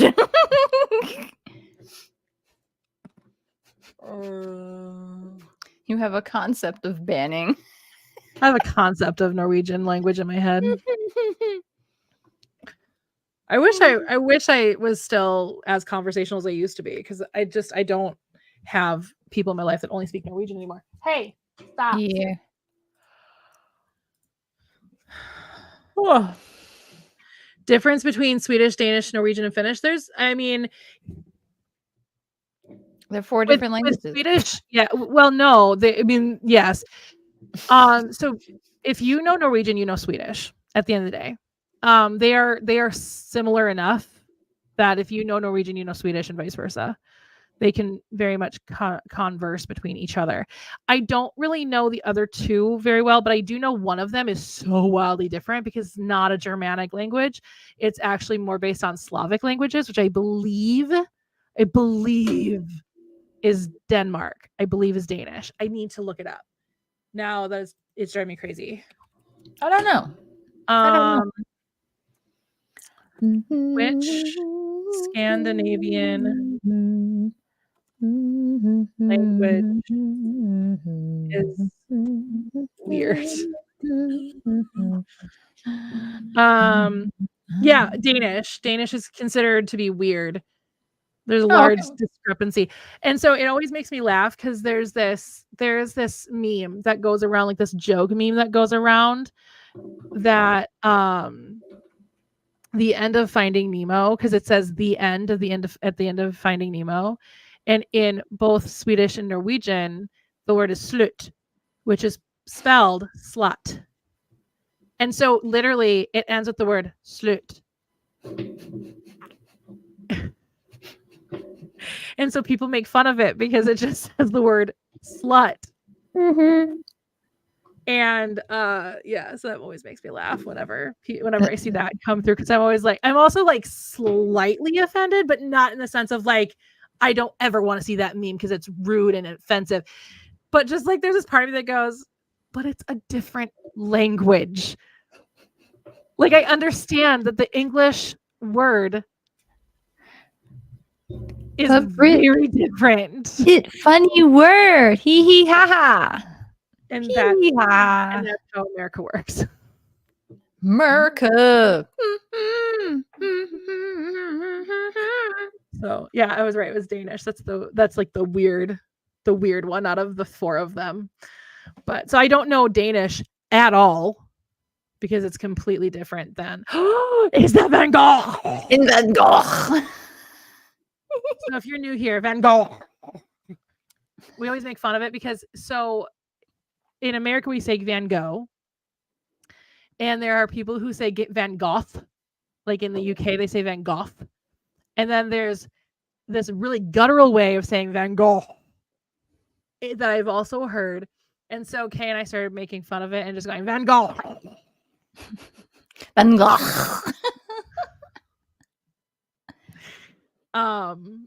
So anyway, but yeah. Yeah, I just realized he hadn't made an appearance, so. You used to have a whole camera set up just for him. I did, and I will again. I just haven't grabbed the other camera. Yeah. We'd It's always go such to a- our co-host, Van Gogh. Van Gogh. He got camera shy suddenly. He doesn't want to be on the camera right now. Yeah, he's taking a leave of absence. He's on PTO, actually. He just likes to show up every so often. Mostly because you get excited when he shows up, so. Yeah. But yeah, that's a good question though. Thank you for asking, because I love talking about my Scandinavian life. The other word that people always make fun of is kaka, because in English, kaka means like number 2, I guess, right? Yeah, I don't think anybody really uses it anymore, though, do they? I don't know. I haven't heard it. All I know, that's why, like, this guy I grew up with, he was like my brother. His name is Kyle, but we all call him Ryan, which is his middle name. And the reason for that is because when he was young, his older sister wouldn't say Kyle, she said Kaka. So they started calling him Ryan, and that stuck for many years until he went into the Marines. And then he started being called Kyle. And so it's really weird when I'm around him and I'm calling him Ryan and all of his other friends are calling him Kyle. And they're like, why did she call you Ryan? And then he has to go through the whole explanation of why I call him Ryan. So there's a story. And I cannot call him Kyle. I cannot look at his face and call him Kyle. Like, he is not Kyle to me. Calling him Kyle would be so freaking weird. It's like calling Sorry Sarah. Like, what? That would be weird, yeah. I can't call Sorry Sarah. I fully know her name is Sarah. Her real name is Sarah. Has but to be like, sorry. I will always call her Sorry. Sorry is a friend of ours. Sorry, not sorry. Sorry, not sorry. But anyway, I'm hoping one day she actually pops in to hang out with us in one of our streams, but she hasn't yet. That would be fun. Rude. Hashtag I hate sorry. Obviously, you have a reason for it. We also create all these different hashtags. So sorry's is hashtag I hate sorry, and hers is hashtag Britt is a heinous bitch. We have a very great friendship. It is beautiful.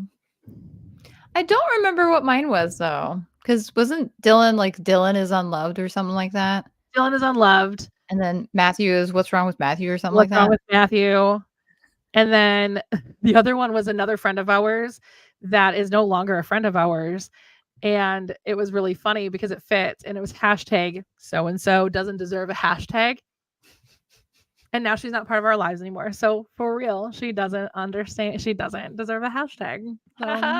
We knew before we knew. That's funny. I still can't remember what it is.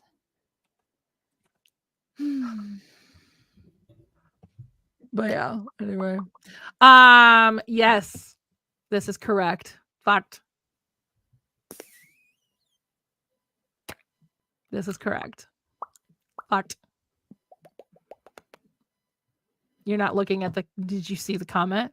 Yeah, no, I saw the comment. Okay, you're not going to laugh at that? I figured your 12-year-old brain would laugh at that. No, I'm an adult. Yes, it is. It's fucked. But no, so kaka is just a word for dessert, essentially. It technically translates to cake. But it's definitely more than just cake in Norway. Because it's also used, it's like krumkaka, krunsinkaka. So krumkaka is bent cake, and it's like a waffle cone. So it's like a cookie, really. Ooh. And then you put whipped cream in it. My best friend Nikki makes the best krumkaka in the world. She brings it to me every Christmas day. Yum. This is why she's still my best friend.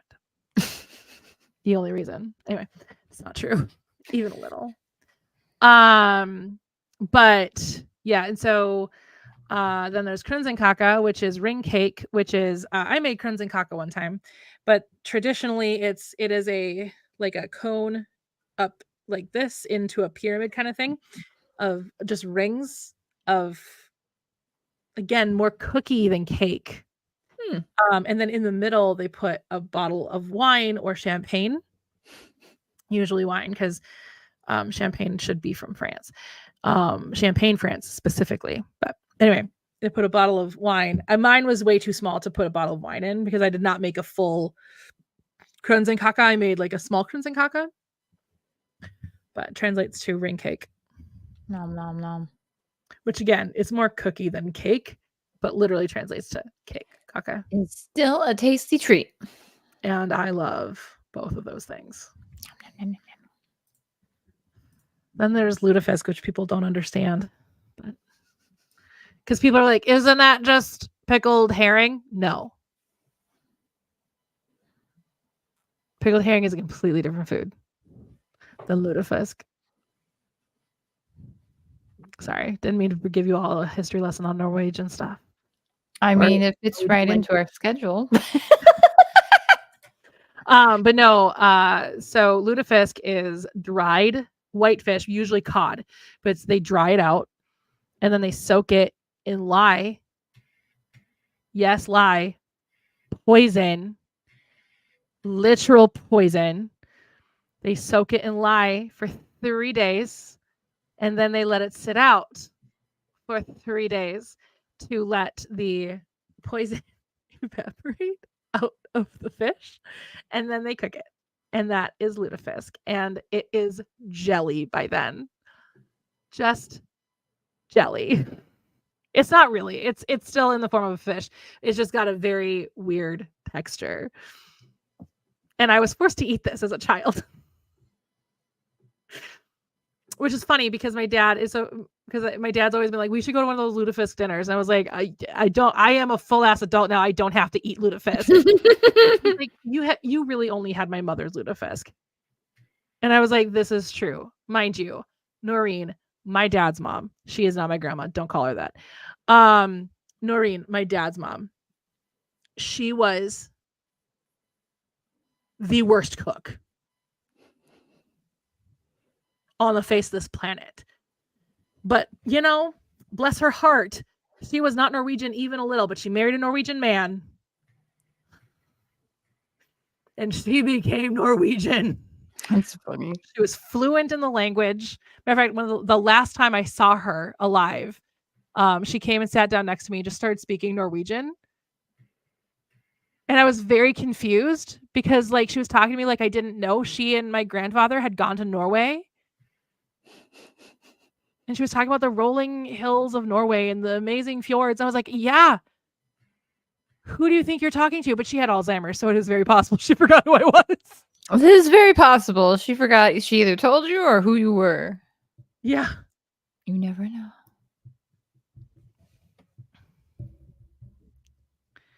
That, the black licorice. Is that what you're talking about? Black licorice? Yeah, that's a very Swedish thing. I've never had black licorice. I don't like licorice in general. Swedish fish. Someone's in trouble. Why are you digging in my bed?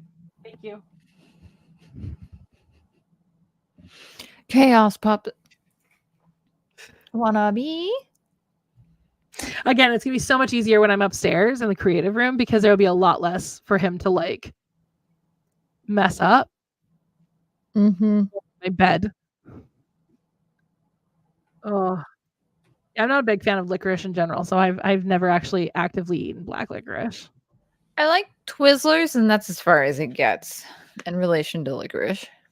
Then you would have at least appreciated that from the concert because she was given candy at one point and she had Twizzlers and she said, which are better than red vines by a long shot. Yes, it's true. Red vines are gross. I don't know how. I don't know why. See, when it comes to candy, it has to be chocolate. Like if it's aside from that, like I will handle like gummies. So I'll handle like gummy worms or gummy bears. And then I will handle like lemon drops. But aside from that, if it's not chocolate, I just don't like it. I don't like fake fruity flavors. I don't like, I just don't like any of that stuff. I've never had a Yeah. jelly bean a day in my life because I just don't like it. And don't even get me on started on Skittles because Skittles are not M&Ms. Skittles are one of those where you have to actually like it. They mess up my throat, so I can't eat them anymore. But there was like one of the like off like side flavors or whatever. I don't remember which one, but it was actually pretty good. But they're like dry as heck, so it hurts every time you eat them. Yeah. All I remember, the only time I've ever eaten Skittles in my life was Noreen had a bowl of Skittles just hanging out in the living room of her house. I thought they were M&Ms, man. I thought they were M&Ms. So I took a big old handful and just into my mouth. Big old handful. Who has a bowl of M&Ms just chilling? That's fine, but like a bowl of Skittles? Like, have we covered how narcissistic that woman was though? Like, not, I mean, maybe that's not the right word, but like she was a crazy woman. mm-hmm.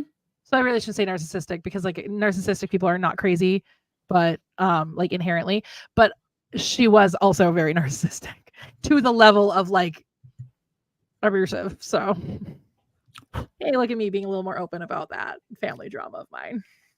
Yay! Progress is progress. But anyway, yeah, no. So she just had the bowl of Skittles, and I nearly threw up. I was like, those are not M&Ms. So anytime anybody's like, you want some Skittles? I'm like, no, they're not M&Ms. Like that is still the first thought that comes into my head. I was like funny. 7 when that happened. I'm 38 now. Taste the rainbow, they said. It'll be good, they said. Good, they said. It wasn't good. It wasn't good. Yeah, no, I have to be in the mood for Skittles. And even then, it's like maybe a couple and then I'm done. I don't want a whole bag. That's one thing that I do still want to put into a book at some point because I like to put my little traumas and my big traumas in books. Like this book, if you read this book, you will know Noreen. Let's just put it that way. Literally every single friend of mine that has read my book that knew Noreen was like, that was Noreen, wasn't it? I was like, yes. Yes, it was. Ding, ding, ding. You win. Anyway, sorry, I just saw a Facebook notification popped up with my cousin's first name, and I was like, oh my god, how weird, because that Noreen is the grandparent we have in common. And I was like, oh, that would have been weird, and it wasn't. It was a different friend with the same name. I was like, That's what funny. So close. Oh, the last time I hung out with that cousin, I lost a lot of respect for her, though. Fair. I mean, if you're gonna be homophobic, at least say it with your whole chest. But Right? she was like dancing around the fact that she was being homophobic, and I was like, no, just say it with your whole chest. You If you're can't gonna be just, homophobic, just say it with your whole chest. Like, just do it. If you're right? gonna be homophobic, just be proud of it, I guess.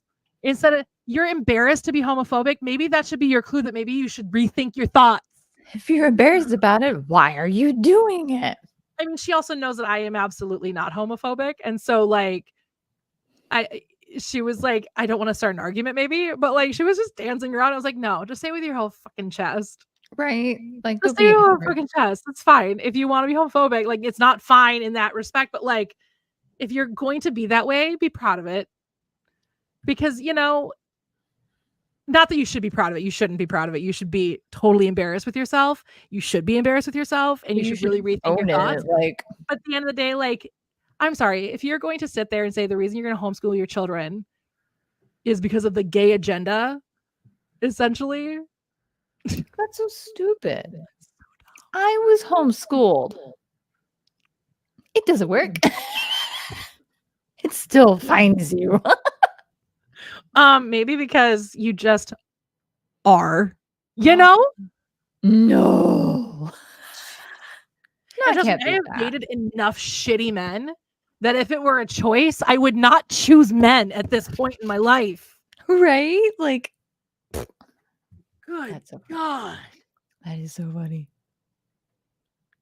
It's like if it was a choice, we would always pick the not man. My therapist jokingly said in our last session, she goes, sometimes I wish I could do like reverse what's it called? Conversion therapy? Thank you. Reverse conversion therapy and make everyone gay. And I was like, I just thought, man, there you go. That's the gay agenda.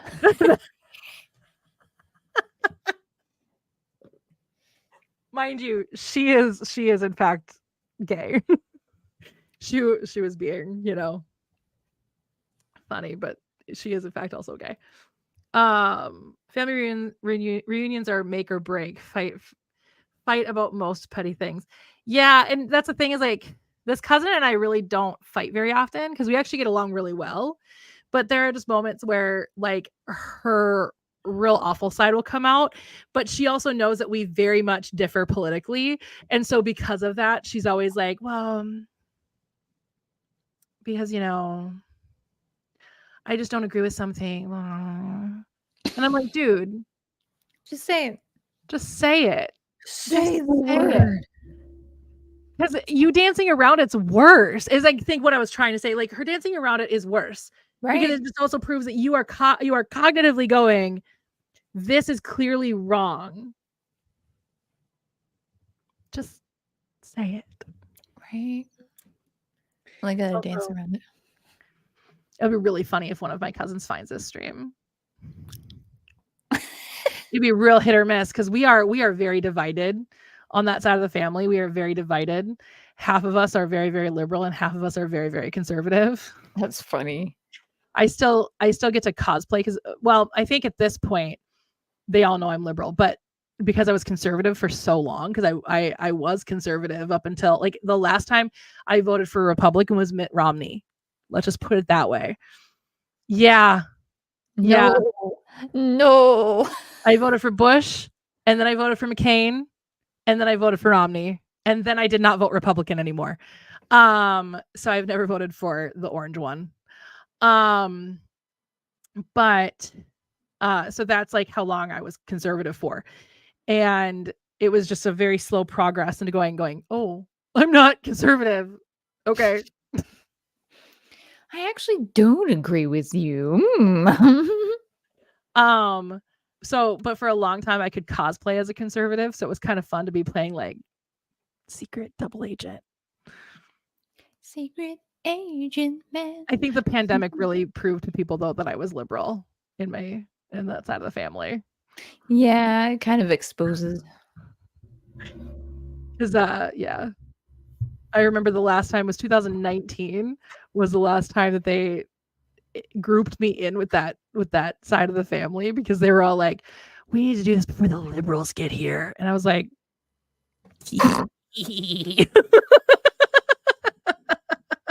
Insider knowledge. That's so funny. Yeah. Oh, it's really interesting, man. It's really interesting.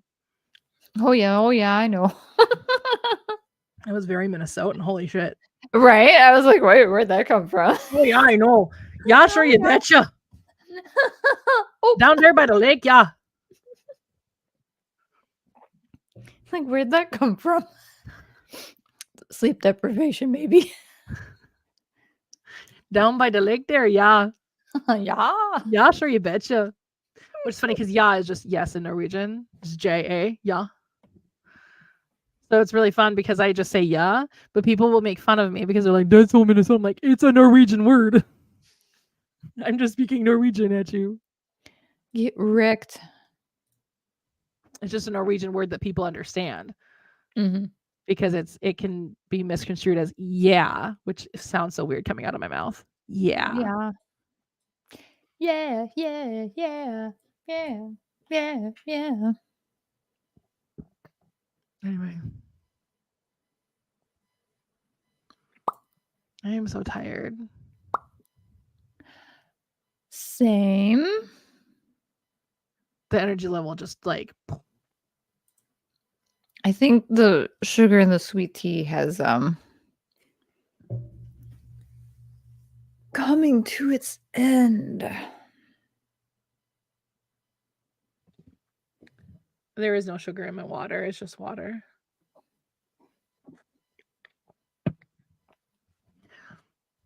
And it's RO water, so there's literally nothing in that water. It's just water. Because most water has some salt in it. Salt. And it's a balanced pH, so it's not alkaline and it's not acidic. It is just a straight 7. Boom. Which is why I prefer RO water, because it just tastes better. I like the taste of neutral water versus acidic or alkaline. Yeah. So I want to get a whole RO system installed in the house so I don't have to keep buying. Well, I mean, I replace them. Like I bring the jugs back so they can clean them and reuse them and stuff. But Yeah. I'd like to be able to use my tap and get RO water. Ooh. But it's expensive to do that. Yeah. Worth it though. So worth it. It'll save me money, that's for sure. Hey. Because every 2 weeks I'm buying 3 more jugs. Nice. So I drink almost a gallon a day now. I don't mind Fiji water, but yeah, it's not a straight 7. Fiji water is good, but yeah.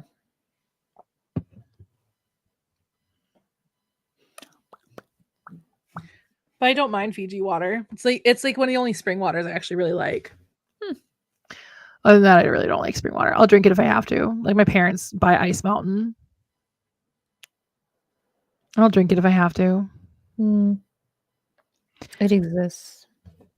But I don't. That's yeah. Oh.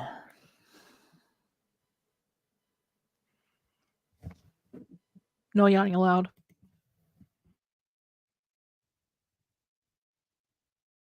Welcome to my moving vlog. Where my bed is a mess. Oops, over the side. My bed is a mess. And I'm living in towers of boxes. Welcome back.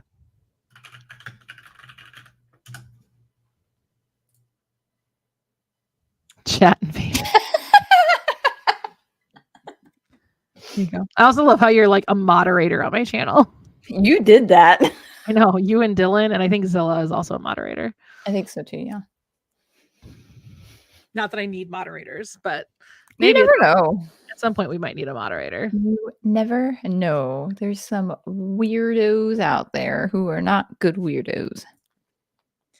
Are both of your channels moderators or just Blockade? I don't know. Let's find out.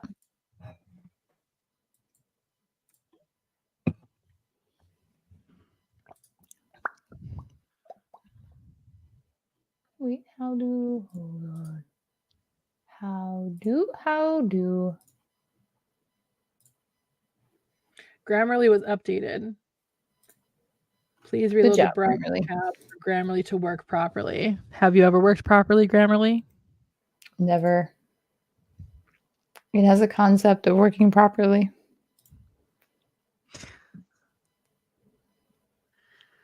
Ugh. Oh, it is not. Rude. Let me make it a moderator. Probably because I barely use it. Yeah. You still have to do that 160 questions or whatever it was. It hasn't been enough years. Except for I said it would be 5 years. It's been way more than 5 years. Exactly. It has to keep going. You'll get it eventually. Will I? No, maybe. Will I? I have a concept of finishing it. Let me mute this and then come in here and make put you in timeout. Oh my God.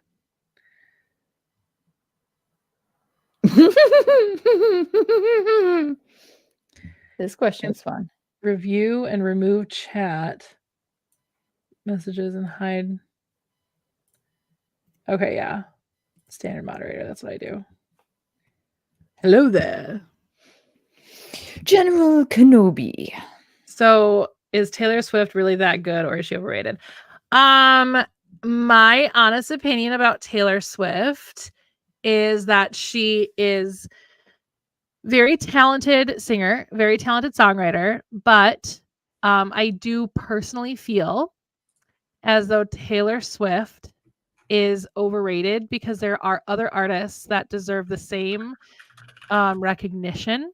But I also don't want to tear down another woman because I think she has done a lot of good by paying her people very good wages and giving very good bonuses. I don't love on an ethical standpoint. I don't love that she travels in private jets. And also there is no such thing as an ethical billionaire. So that being said, even though she does do a lot of good with her money, she could do better with her money because she doesn't have to be a billionaire. And she doesn't have to fly in private jets.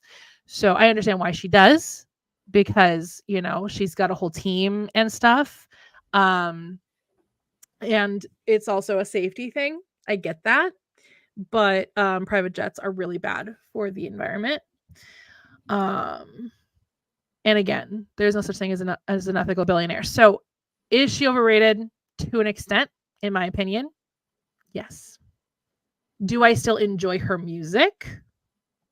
Yes. Would I pay thousands of dollars to see her live?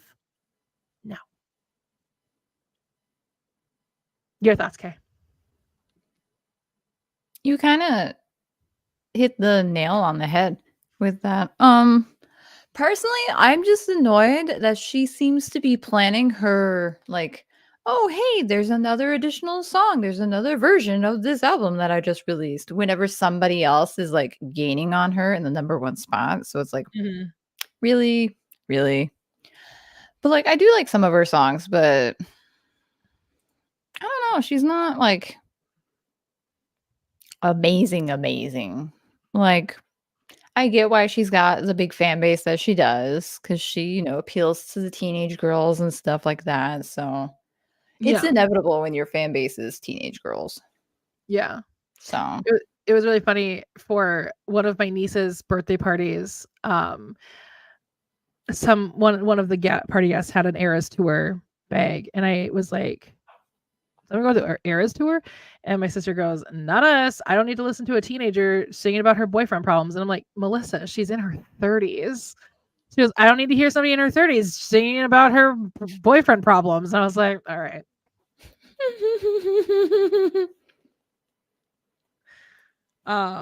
But yeah, so yeah, I mean that's kind of where I feel. Yeah.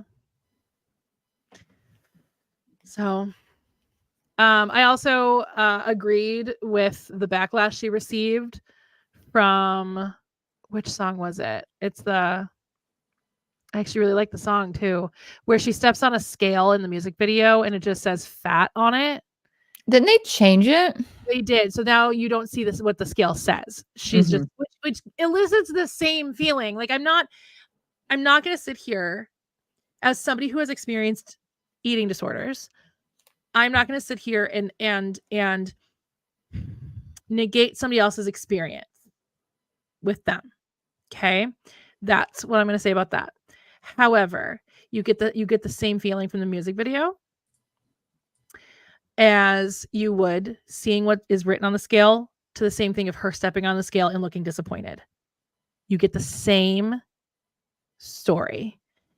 And so as somebody in a small body getting on a scale and having it say fat or too fat or whatever it was it said was really, really triggering for a lot of people like me in a larger body who also experiences eating disorders.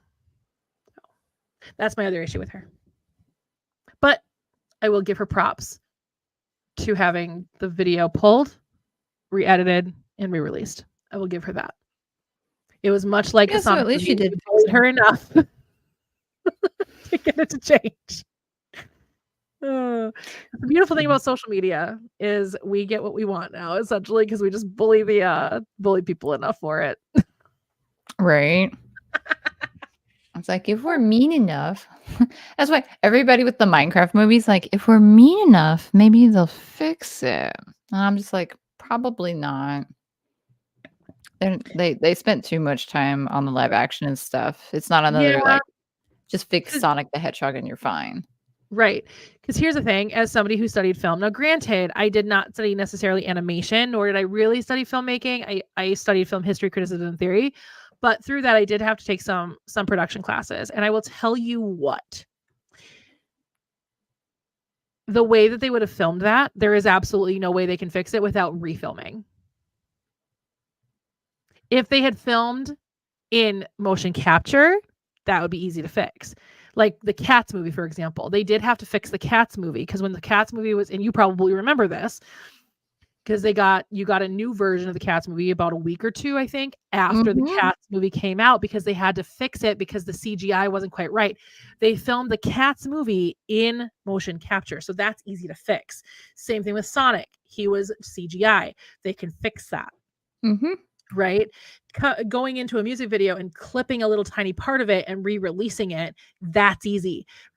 When you have live action people without the motion capture stuff on them, you Mhm. cannot redo that unless you refilm. Yeah, and it's not gonna happen. No. We'll just wait for the fan versions after a month or so. Right. Because that's 100% what's gonna happen. Yeah. And I'm kind of surprised though, because with photorealistic CGI where it is now, you would have thought that they would have gone with a fully CGI film. I don't know why they didn't. I just wanna, like, pick their brain and be like, "Why the live action characters?" It may make sense Yeah. when you watch the movie. It may make complete sense and you're like, "Oh, okay, yeah, this makes sense. Okay, cool." I mean, from the way the trailer, I mean, I know nothing about Minecraft, so I mean, maybe this is coming, but this is coming from somebody who's on the outside looking in. The trailer looked like they are just real people who get. It's like very Jumanji, like the new Jumanji movies. Mhm. It's very much like that. They're sucked into this, not sucked into the world, but they enter into a different world. Yeah, that's what It it looks looks like, like, and yeah. that's probably what it is, So so I can kind of get behind it, but to be fair, in the new Jumanji movies, they take on whole different people. Like they're not the same people Mhm. that they are in the real world. Yeah, so, I don't know. We'll see. And I'm that very world curious. is practical, not Mhm. animated. Mhm. So Mhm. that's, I mean, you can Yeah, mix practical and animation. They did it in Blue's Clues. They can do it in movies, but yeah, and it's like, if you do it right, it's fine, so I'm hoping maybe when you actually watch the movie, it's like, "Oh, okay, this was just a weird trailer yeah, situation," so, yeah. we'll see. So yeah, I don't know. That's again, I mean, there's nothing at stake for me with that movie because I'm probably not going to watch it because I know nothing about Minecraft, so it's going to be very lost on me. But I'll I tell did you watch the trailer because everything. I was curious. The stream that happens after I see the movie, there will be a segment of The just little me Minecraft rambling movie. about it. That's fine as long as I get the same segment for the Sims movie when that comes out. Oh, Because 100%. I the one thing that okay, here's the thing about the Sims movie that I will tell you right now because I know it's not going to be in Simlish. If they actually make a movie in Simlish with subtitles, baby, I am here for it. Right? 100%. But I doubt they're going to do that because that won't sell to the larger audience. So it's going to be in English, I'm sure. Probably. And I will tell you what, that's offensive to a Sims player. Offensive. Okay, fun fact, I haven't seen it yet. I have. And I'll tell you why. One, um, I listened when it came to Encanto to not watch it in the theaters because if you have family trauma, Encanto will mess you up. I have family trauma, and not only do I have family trauma, but as you might have guessed from earlier in the stream, it's about a grandmother. So Encanto really fucked me up. And so I was told the same thing with Inside Out 2. Do not see it in the theaters if you have anxiety because it is going to mess you up. So I haven't. Then when it came out on streaming, because I know it's streaming on Disney Plus now, and I could absolutely watch it, and I might watch it soon. But I also about a year ago, put on hold this project that I was doing, where originally I watched all of the Disney movies in order, all the animated Disney movies, the official Walt Disney Animation Studios movies in order, because there were some I hadn't seen. And then I decided to pick it up and do Pixar. And then about a year ago, I stopped doing that because I was getting ready for the November writing challenge. And I didn't want to make time to do that with the videos plus do my writing. So I put it on hold, and my intention was to pick it back up. But then the start of this year was really rough, where I was having a lot of problems. So I never picked it back up. And so then I was thinking in my head going, okay, but do I watch it or do I wait for it to watch it in order with the other Pixar movies? So I haven't seen it yet for those reasons. Anyway, your thoughts on Inside Out 2K? I did watch it because No I like. spoilers, please. What? No spoilers, please. Oh, okay. Let's just say it is very true. If you have anxiety, this movie will trigger you, because I didn't think I had bad anxiety by any means, maybe like a little bit. And Yeah. I was so stressed during like half of this movie because they depict anxiety so well.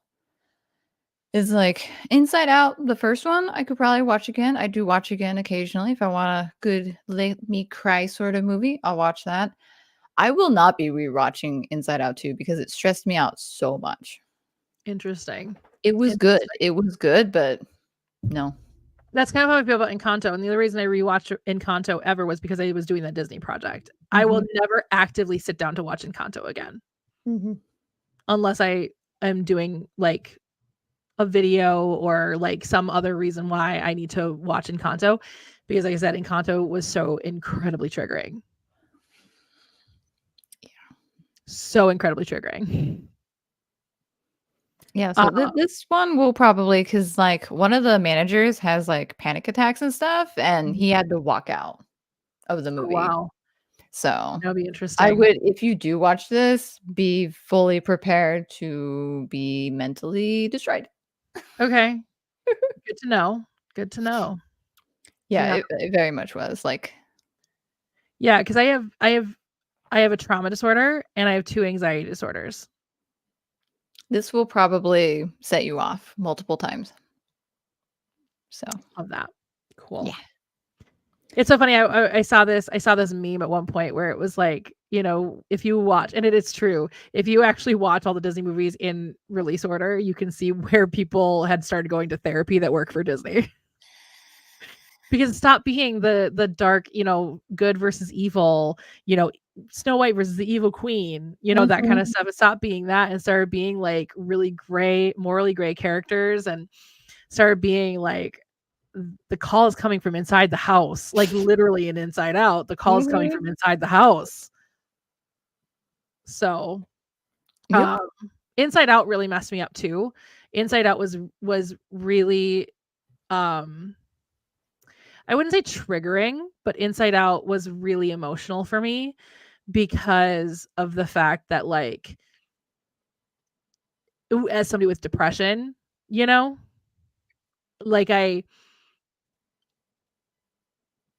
really felt seen by that movie. And then Coco also fucked me up. That was out right after my grandma died when I saw that the first time, right after my grandma died. And so watching a movie all about an older grandmother passing away or being old, and you know, anyway. Yeah.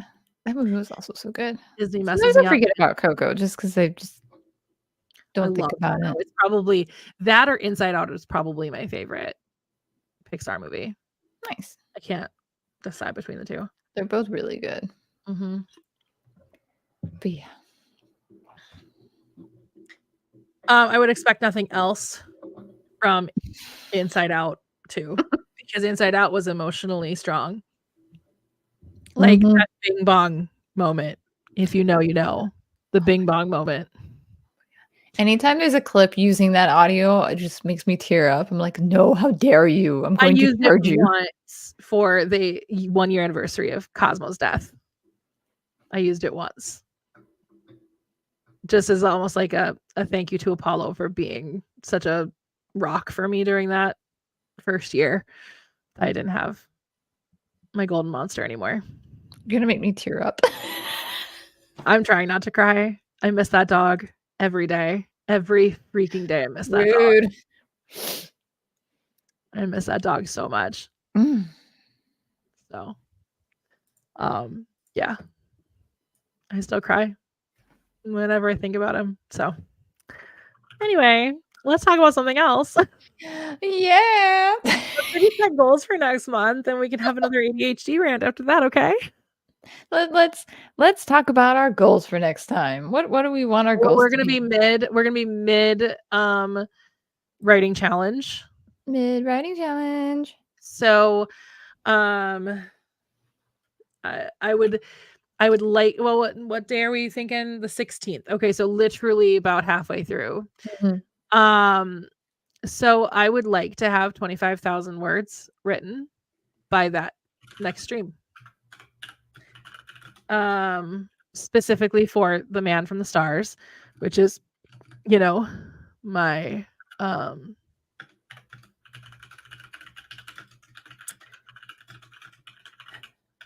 the first book of the Nicole Chronicles. There it is. Anyway, so that's where I'd like to be.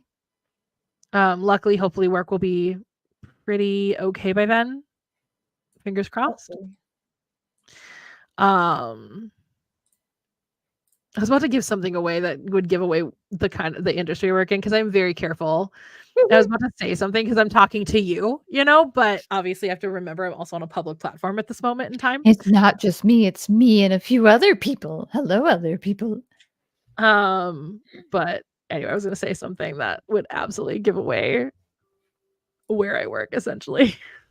I don't want to do that. I work from home, so it's not like it's a safety issue, but I also just in case they make me eventually go back into the office, I don't need people knowing the company I work for.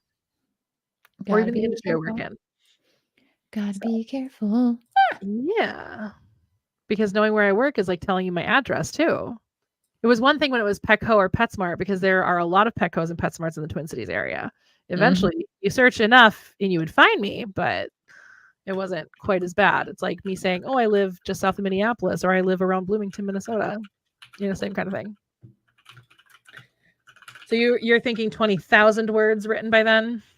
Yeah, because the first Saturday is my brother's birthday, so we're doing stuff. And then the next weekend, the GM's out, so I get to play GM. So that's probably going to knock out the Friday and the Saturday that I get to play GM. So that kind of sort of, like, I'm going to try, but I know better.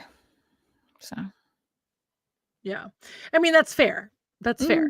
I think 25,000 words is going to be okay for me because, again, my busy season from work is done.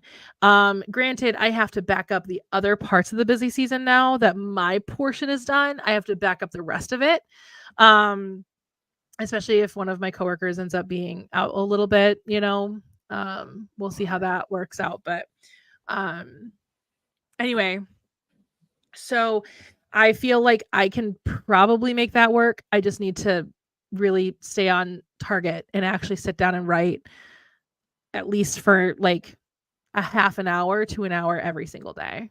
But I have the weekends to get caught up because obviously but the problem is I'm getting the itch to play The Sims again.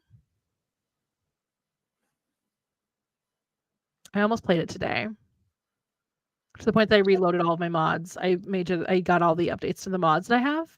Yay. Because I'm like, maybe, because the reason I stopped playing was because the new expansion pack really messed up one of my mods. Made it unplayable. I wonder which one. The spicy one.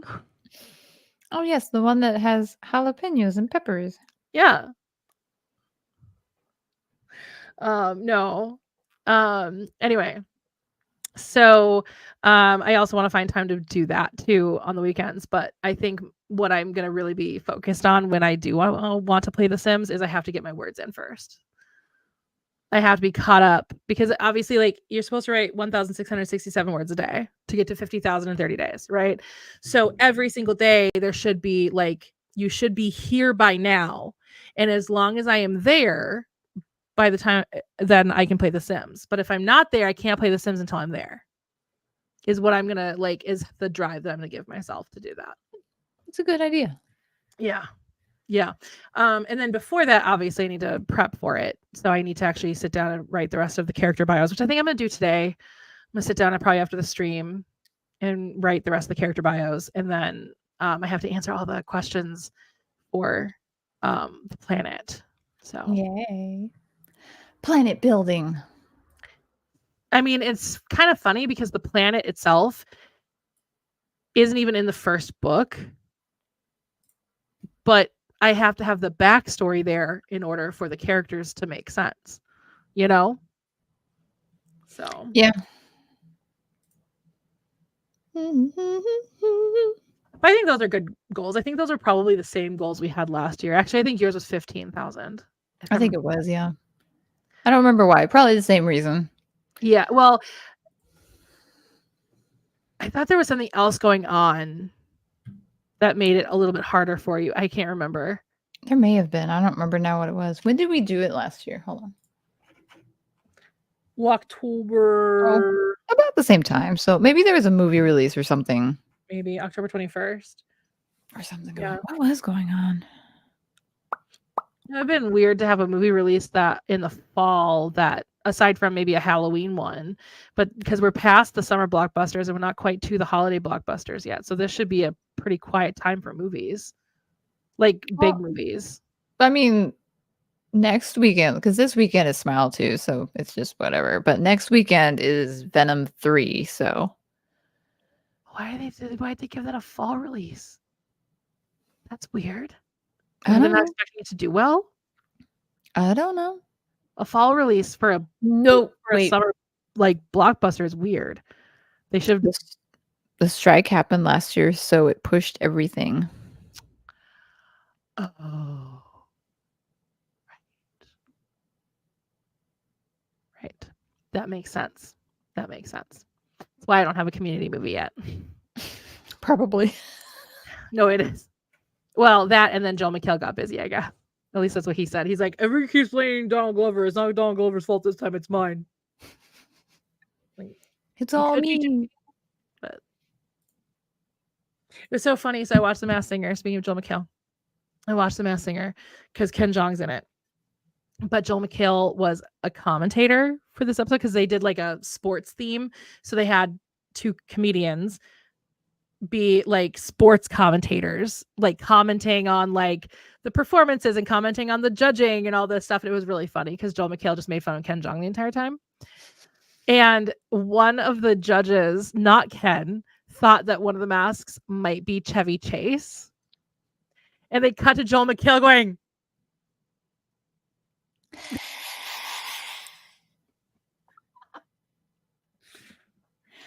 That was funny. that's fair.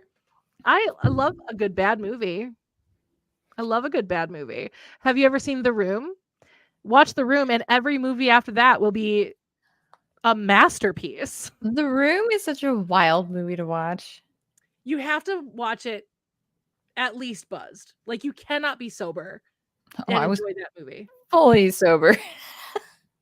Oh, I was too the first time I watched it. But like you should have some alcohol in you because man, it makes it a lot more fun. And it makes it a lot more fun when you do it as a group and that everybody properly participates.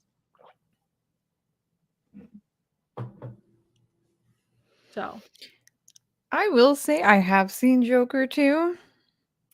And you know what? I didn't like it, but one of my employees did. So I was like, hey, why'd you like it? And he's like, well, this and this and this. I'm like, okay, fair. But don't go into it thinking it's a musical. That's all I have to say. Because everybody kept saying it's a musical. So I was like, oh, okay, that's weird, but I like musicals, so whatever. No. what kind of Into the Woods Act 2 shit is that?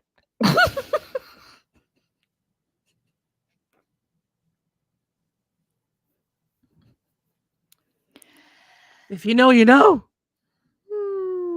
Yeah, so just, so long as you go into the mindset of, yes, there are bits where they sing songs, but it is not like musical-esque, then you should be fine. It's also a little rough around the edges, so prepare for that. But yeah, I mean, go for it. I didn't like it, but that doesn't mean you won't like it, so. Yeah, the majority of people that I know that have seen it said it wasn't very good. I was bored. That's fair. I've definitely been bored in a movie. I don't turn movies off though. That's not true. I've turned one movie off. One. I have stopped watching and never gone back to some movies. Not because they were bad, just I wasn't in the mood for it. You are way more ADHD than I am because that's a very ADHD thing. My thing is like I will be hyper fixated on a movie. I'll be like, I'm so excited to watch this movie. I'm sitting here and I'm gonna be so excited. I'm gonna watch this movie from beginning to end. I'm gonna watch the whole freaking credits because I watch credits because I studied film. So I watch the credits because you should pay respect to the people who made the movie. So I watch the whole credits. It drives people I go to the movies with nuts because they'll be like standing up like, oh, let's go. I'm like, no, the movie isn't over yet. Like there isn't like an after credits scene or anything. I looked it up. I'm like, no. The movie isn't over yet. The credits are part of the movie. Anyway, I'm weird like that. So I will watch it. What was I saying? Oh, that's my ADHD. I will get so excited to watch a movie. So excited. And then I will get to it. I will have it in hand, about to put it in my Blu-ray player and go, oh, I'm sick of it already. I've been thinking about it all day and now I don't want to watch it. I don't know if that's an ADHD thing, but like that's my issue with watching movies. Mine's more like because Wild Robot's a good example. I really wanted to watch it. I thought about watching it the night that it pre-opened, but I was like, I worked. No. So I just kept like kind of putting it off. Like I really wanted to watch the movie, but I was like, I did finally go watch it, and I loved it like I thought I would. It's very good. Makes you cry. I think it looks really cute. I got to see bits and pieces of it because they did a whole like thing on Big Brother this season about it. And so some of the house guests got to watch it. So we got to see like clips from it and stuff, like not much more than what they had in the trailers. But and I'm like, that looks really cute. And all the people, and again, it was a partnership. So even if they didn't like it, they're supposed to be like, it was so good. Even if they didn't like it, because it was, a sponsor for Big Brother this year. And so, but everybody else was like, no, it's really cute, it's really great. So like I don't want to tell when they genuinely don't, because none of them are actually actors. Like I don't want to hype it up, because then when people are like, oh yeah, it's supposed to be really good, and then they watch it, their expectations are way too high and they don't enjoy it as much as they could. So I'm always like, yeah, I really enjoyed it, go watch it if you want. That's why like the curse of my life is me not liking something even before I've seen it. I'd be like, no, I hate that. Like it's so dumb. Like it looks so dumb. Like I have no interest in it. Like Pokemon was a perfect example. Like the Pokemon game was a perfect example of this. And a lot of things were the perfect example of this. I'm like, that looks so stupid. I have no real interest in this. A lot of the animes I got into, this looks really stupid. I have no real interest in this. But because I go into it with such low expectations, it just blows my mind about how great it is, even if it's not that great. Because had I come in with normal expectations or high expectations, I probably wouldn't have liked it. You can speak to that, I guess.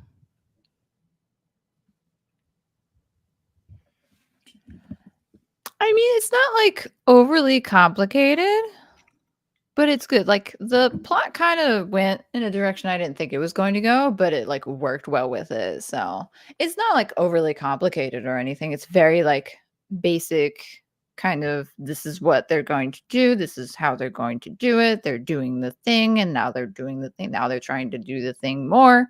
So it's not very complicated. So there's not like a big giant plot, but it is good. Like, so it's not like most trailers nowadays where you basically see the whole movie in the trailer. Correct. Like, like some of the trailers do kind of show like some of the scenes where it's like, okay, I'm gonna cry right there. Yeah. Yeah. There are moments where I'm like, oh, so this is gonna get emotional. Like I was fully emotional when I watched it. just so you're aware, I was fully prepared to cry at least 3 times in this movie. I cried 5 times in this movie. Love that for you. And I teared up like a 6 partial. So Love that for it you. was so good. I enjoyed it. I But would buy sometimes this. you don't. But sometimes you don't need a strong plot. Sometimes you just No, need you a ride. don't. You know, And it's like the art style is very good. Like the plot that the it art has, looks it amazing. is so good. It's I very will good. give it What's that. funny is like as you're watching the movie, you kind of forget that it has that art style, which is really weird. It just kind of like blends in and stuff. Yeah. Yeah, I'm excited to eventually watch it because I do want to see it. Because I can watch animated movies that aren't Disney. They're fun. I don't do it often, but I can. No, I just don't watch DreamWorks movies, except for Road to El Dorado. Except for what? Road to El Dorado. The Road to El Dorado. You didn't watch it? I did. It's the only one I do watch. It's like one of my favorite animated films of Oh. all time. And Shrek. I'll watch Shrek, which is also oddly Shrek is DreamWorks, right? Yeah, which is oddly DreamWorks. The two movies I love that are not Disney just happen to both animated films that I love that aren't Disney to both happen to be DreamWorks. And I'm sitting here being like, I'm a DreamWorks hater. Say I'm a DreamWorks No, hater. you're not. No, you're not. Oh, You secretly loved him. I'm not a DreamWorks hater. I'm a Jeffrey Katzenberg hater. If Jeffrey Katzenberg and I ever came face to face with each other, I'd be like, can I have some money? But also, we need to have some words about what you did. We will have words. Jeffrey Katzenberg and I will have words. These words are right fist and left fist.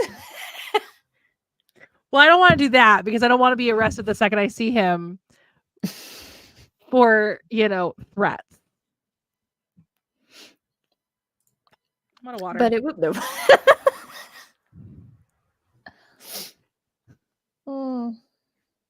No, Jeffrey Katzenberg, if you actually read up the history of Jeffrey Katzenberg when he was ousted from Disney and then went crying to David Geffen and Steven Spielberg, and then they created DreamWorks together, and then they started siphoning people from Disney to purposely try and kill Disney films in the early 2000s. Like it's a whole drama. Like it is a whole like drama all because of Roy E. Disney.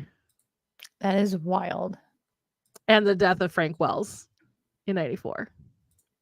But I will have to give Katzenberg his flowers for creating the Disney Renaissance because it was Katzenberg that created the Disney Renaissance. So that's funny. Yeah. Oh. I don't know if I ever saw that Curious George. I did not. I meant to, and I just didn't get to it. But the soundtrack sounds great if it made you cry. That was one of the things I was really disappointed in because, like, speaking of like the high expectations, going into a movie with high expectations was Big Hero 6. I went into Big Hero 6 with the highest of expectations. Ooh. And I was really disappointed with Big Hero 6.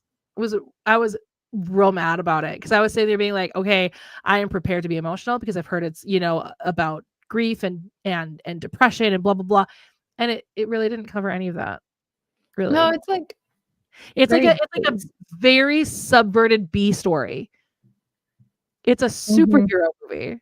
Mm-hmm. It's a vigilante superhero movie. We'll put it that way because they're vigilantes, really, like Batman, because he's not a superhero; he's a vigilante. Mm-hmm. Superman is a superhero. Iron Man is a vigilante. Batman's a vigilante. Anyway. So like I was real disappointed about Big Hero 6. I was real mad. I was real mad about it. Yeah. I was really nice about it in the video because I didn't want to sit there and just shit on it for a minute. But I was real mad. I was real mad about Big Hero 6. People really set my expectations to a very different place. Whoops. So I still think Baymax is cute. He is cute. And I would love to have him as a friend. I mean, we do have him as a friend. It's Dylan. Dylan is Baymax. Really is. Love you, Dylan. If you're watching this on later, we love you. But yeah, I was real disappointed in that one. What was the last movie you were disappointed in? Like, what was the last movie you had really high expectations for and went, oh shit, this is not what I was expecting it to be? Let me reference my. The last 6 movies I've seen were pretty on par. What was the Wait, last wasn't there one that you just saw? Wasn't it the new Aliens? The new Alien movie? No, You were it was good. disappointed in? Oh, I thought you were disappointed in that one. Oh, okay. No, it was good. It like took the first Alien movie and kind of like made it Because better. isn't it a total remake? It's not a sequel. It's like a remake of it, right?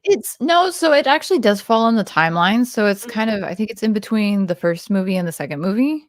Okay. Because like supposedly somewhere in the background you can see the like pod from the first movie, like somewhere in the background or Okay. somewhere in there. I don't remember because I've only seen it once. But no, they like gave it kind of the feel from like the first set of movies, but then they incorporated like the newer movies lore to it. So it worked really well. I really liked it. It was proper scary. Gotcha. So it wasn't that. I mean, I guess it's Joker too, but like I went in with very low expectations, so that doesn't really count. That can't be disappointing if you go in with low expectations. What was the last movie? Shrek Forever After. I don't think I've gotten that far in Shrek. I think I stopped after Shrek 2. I should watch all the Shrek movies. I should watch all the Shrek movies because I've heard they're all really good. But it's good to know that you aren't the biggest fan of Shrek Forever After. But I should. I do want to rewatch Shrek and Shrek 2 because I did like both of them a lot. What was it? It was decent because most of the movies I go on with like minimal expectations unless I'm like super hyped for it. Yeah. And so they usually, I guess maybe Argyle. Okay. Because I went in expecting a different movie. So if I had my expectations kind of shifted, it would have been fine. Because it wasn't a super serious movie. It was very over the top outrageous. So it's just dumb fun. And I wasn't prepared for that. So it just made me, I literally laughed out loud in that movie. Because he was silly. So I guess maybe that. He likes to watch horror movies because they make her laugh. And I'm like, that's psychotic. Please don't murder me in my sleep, please. Thank you. Murder. Please and thank you. Yeah, no, that's the. I guess maybe. What was it? The cabin in the last cabin in the woods. I don't remember the. What was that movie called? That one kind of was like whatever.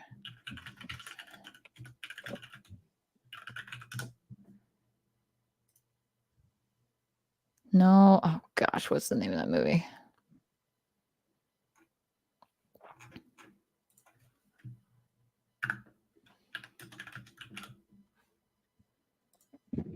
I have to find it because Knock at the Cabin. That one, I was like, the ending I did not like, but yeah. I remember a movie that my sister used to watch that I've always like. It was like a horror movie, but it was like a kid horror movie, so not like horror. A little bit more grown up than like Goosebumps, but like, or like Are You Afraid of the Dark, but still like kid friendly. Okay. And so I think it was called The Watcher in the Woods. But every time anybody talks about like Cabin in the Woods or even Into the Woods, my brain thinks of that, which is funny because Into the Woods is my favorite Broadway show. Is it called Watcher in the Woods, a 1980s film, Watcher in the Woods. I think this is probably it. The Watcher in the Woods, where like a kid disappears under a bell, like a bell, like a big like bell tower bell, Oh, okay. like falls, and the kid disappears. I don't actually know. I have not seen that, and I know I should. I haven't seen it either. I know I need to.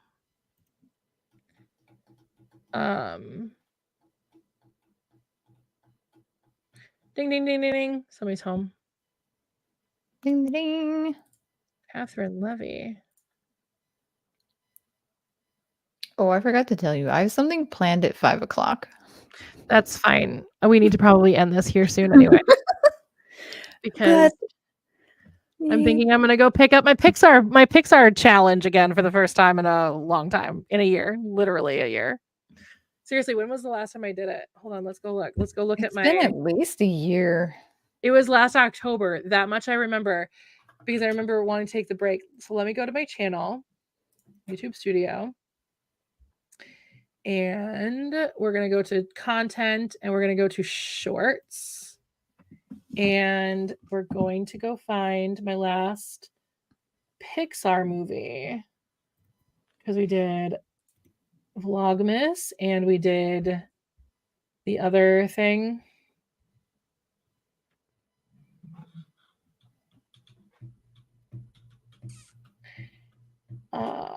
So the last. Really? I might have to go to my TikTok to double check because I might not have uploaded the last one on here.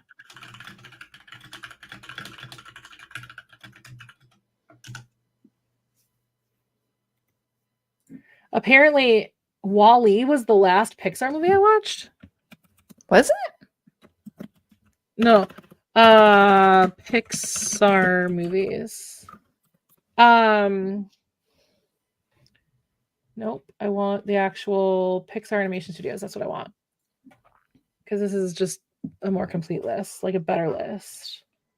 Oh, they changed it on me. Films. Feature films. Okay, here we go.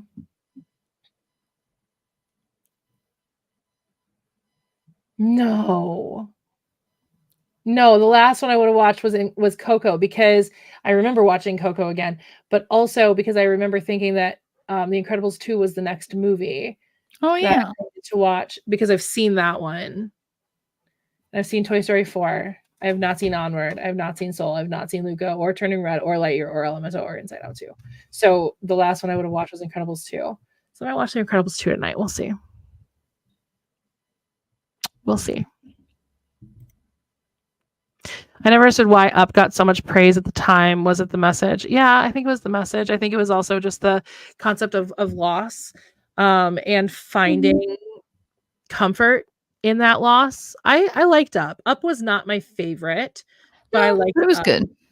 I was disappointed by WALL-E. I will say that. I still haven't watched it. WALL-E was another one I was really disappointed by, but I was pleasantly surprised by Ratatouille. People put a lot of put me at a high expectations for Ratatouille, and it lived up to the expectations. I was very happy with Ratatouille. So, anyway.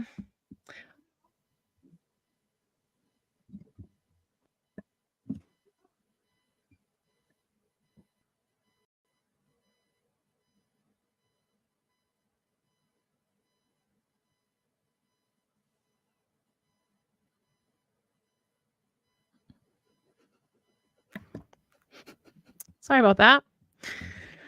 I just wanted to check what was going on. But yeah, Up was not my favorite, but it was definitely, I liked it. Oh, hey, my headache went away. Yay. We love to see that. The Good Dinosaur was terrible. By far, worst Pixar movie so far. I don't even remember if I watched it. It was not good. I don't remember. If you want a good dinosaur movie, that's behind.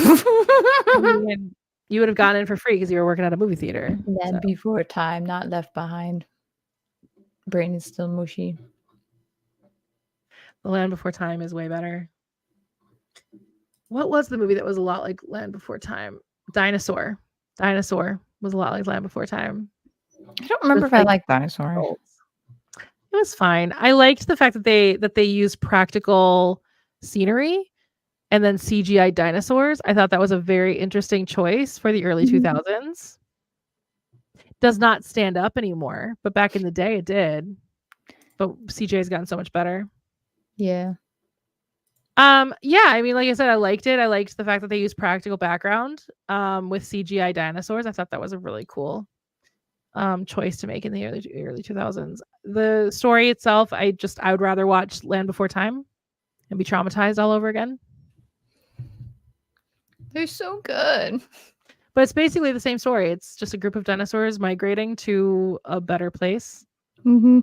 So, and a large group of them, but they just all happen to be like adultish versus just a bunch of kids.